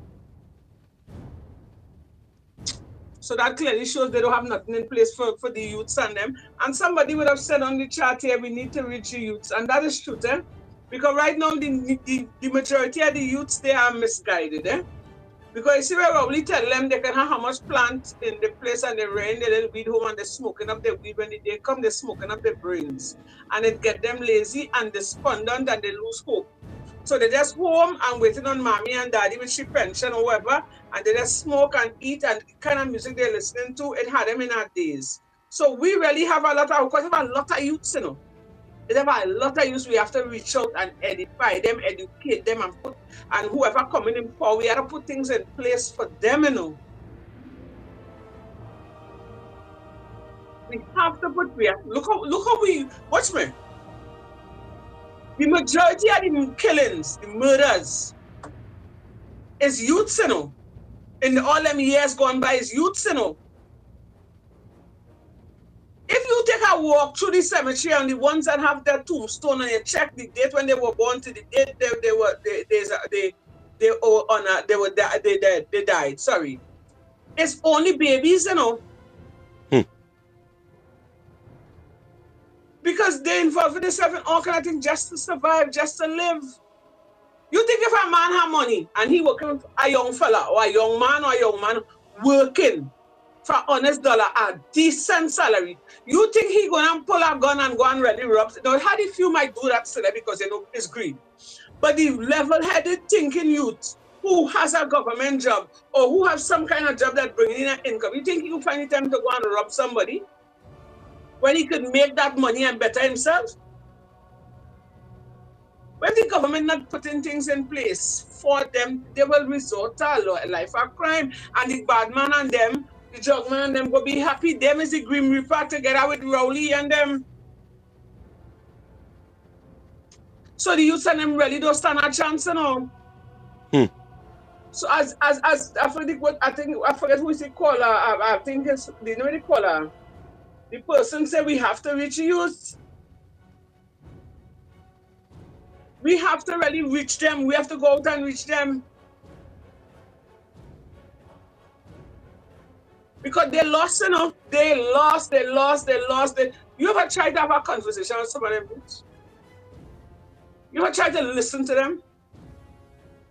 The way how they would talk, they're thinking it differently. Marijuana brainwash them, poor thing, and I feel sorry for them. So we are sort of... Candace, but it has some people that say marijuana is the herbs in it. Not what they're putting in it now. Long time marijuana was herbs. But you see what they're putting it in now? I tell you, they're forgetting. Some of them want to bathe. I ain't bringing them down, but it's the way how we have them. So when they have them with a certain type of mindset, they're not thinking straight. They're seeing themselves as, you see me? Right. In other words, they're easy to be misled. You pass and you give them a $200-300 when it's time for voting. But you see me, that man give me a $200 to vote. I voting for yes. That is what voting comes to now, you know. Who have more caught, feel more foul. And they're not thinking level head at all. They're just not thinking. So we really have to try to reach them and show them and keep to our promises. As we say, we're gonna put open a indoor facility or whatever, a community center. We put courses there for all it. You have to sort of put things in the district, in the neighborhood, not where you have carpentry course or electrical course, but that quite in Arima or quite in Tunapuna. Put it in the area so people at this walking distance. We deserve that much. And not just when you have that day for them, when they come out and finish do their courses, you have to provide work for them too. If they don't have work, they will end up on the block selling drugs. The bad man will control them. And they'll come in to rob we self and the ministers and then say, because you see crime is no respect to a man. So then who's to blame? If Rowley say don't blame he, who is to blame? I wish it had somebody else to blame. But who to blame? They can't blame the UNC because the UNC pack up in our corner for 9 years. They're now trying to resuscitate themselves to jump out. So who to blame? Who to blame? Tell me. Well, Candace, let me don't stick here longer. I think now, man. We come up here, we are stuck. You had to come out and tell me the other day, you know, I just see it there and I jump on because I'm hot and sweaty. You see how I come out? But I still love my people. I still love my people. Yeah. I don't go and I watching the time there. I don't finish make my pie. All right. Only once a week I could make pie. You know, only once in a blue moon. That is how it is now. People can't eat meat and thing every day. You understand? Yeah. A lot of people. Boy, I tell you, just now, only one chicken foot you could throw in the pillau to flavor it, to get the meat taste. Other than that, you can't afford to buy chicken just now. Well, as I say, my woman might leave me because I watching here that I always on this thing, but I mean, just now she might start to watch my bad face. Well, then you win some, you lose some. You do it for the love of your country. If she love you, she go understand. It's true. Well, Candace, well, you know, we come to the close of the program. And, you know, we thank a lot of you for joining us on this program. I hope you listen to the message. Don't kill the messenger, but pay attention to the message. My thing here in closing is we need unity to move forward. Let me stop the bickering stop the fighting and let us come together and move forward. Let us really take back Trinidad and Tobago. The executives in the UNC, or you understand that fighting the marginal seats alone makes no sense. There are other people outside here that are willing and ready to fight, and meet them, have dialogue with them. Don't fight Gary, don't fight Philip, or you have conversations with them and meet on mutual grounds. Candice, I know you was on fire. Let me leave you close off. My closing statement for this evening, I want everybody to open up their eyes and pay attention as to what's taking place. We can't continue to live under this condition. Open up all the eyes, start to be attentive, watch everything, watch it on both sides, watch what the PNM do, watch what the UNC do, watch everything. This is our concern, this is our business. We need to know. We need to know. All them fed up living poverty. We can handle stress, you know. Trinidadians can handle pressure, you know, but all they making all themselves comfortable in it now. So just stand up for what is right. And I pray that God cover all you and give all you a blessed, you know, have a blessed day and a blessed week ahead. Right? Blessed evening, everyone. I can. This thanks for coming on short notice. Yeah, Mr. Wilson. Make sure and take out that pie out of the oven. So I hear you. Mr. So your son could get some pie. Don't pass that open door. We have 2 cut already. Alright then, well later. Bye. Yeah, bye. Well people, we are signing out here and God bless. And you know you can carry on with your Sunday afternoon movie or whatever.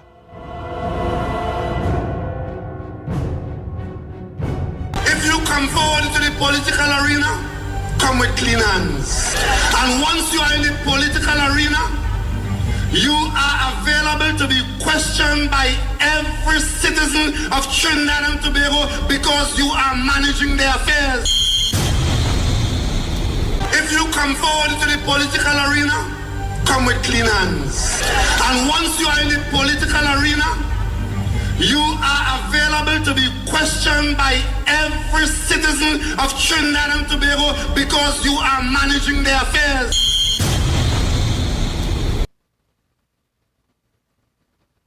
That's something that really bothers me. Real corruption in Point Fortin. I need to know the extent of it. Well, you know, I thought a SAP alone has cheap contract. It was brought to my knowledge that the whole PNM executive, which is located in any market, have cheap contract. It was brought to my attention that the current mayor, Mr. James, is the chairman on the executive committee. Oh my God! It was also brought to me he have a secret contract also, plus other things. So why all these iniquities happening under our MP Richard Watch? It is also alleged and brought to my attention that the contractor that is building that completed the Fanny Village Primary School and building the fire station from Vancouver side brought a Prada for our MP, Mr. Richard, and it is hiding at the moment by some fat man. If this is true, these people not fit the whole office. Kennedy Richards, Member of Parliament for Point Fortin. These people not fit the whole office. These people not fit the whole office. Kennedy Richards, Member of Parliament for Point Fortin. That we're going to have the swearing of four aldermen, as well as our mayor and deputy mayor. That the whole PNM executive have cheap contract. These people not fit the whole office. These people not fit the whole office.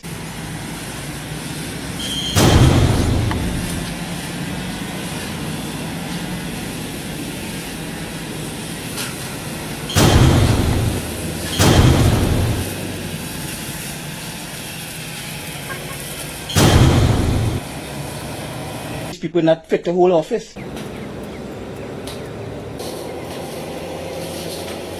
People not fit the whole office. The current mayor, Mr. James, he's the chairman on the executive committee. It was also brought to me he have a secret contract also, plus other things. People not fit the whole office. People not fit the whole office. Office of the Member of Parliament.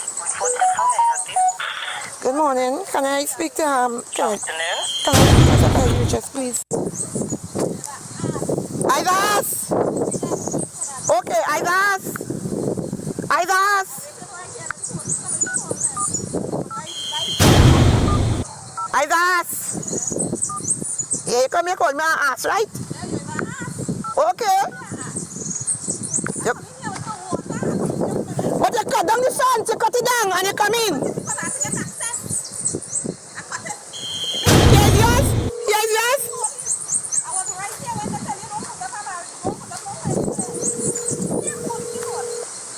Office of the Member of Parliament.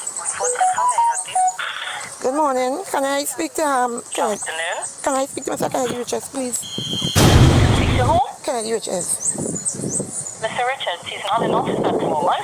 Could you contact him and tell him his mother-in-law is on the land where I live in here and cussing me and getting on here and saying that of Kennedy, is she father, mother, son-in-law, he can't do that. She's not living here. I build a place here and she getting on here with me on the land here. She come throwing thing on the land. If I catch she throwing thing on the land. Okay, ma'am. What is your name and number? 293-1821 Kennedy. I Kennedy. 1821. 1821. I Kennedy mother. I Edith and Delfish White man. I Kennedy mother-in-law sister. What's your name, sorry? Edith and Delfish Wiseman. Edith. Okay, all right. Can I speak to Mahalia? No, they're not. I just came in the office. Today's the military parade. I now walked into because what she did, she cut down the fence and all. She cut down the fence and come in here. Okay, all right. So as soon as the manager come, I will let her know. Okay. Okay. All right. Okay. Thank you. People not fit the whole office. People not fit the whole office. Kennedy Richards, Member of Parliament for Point 40.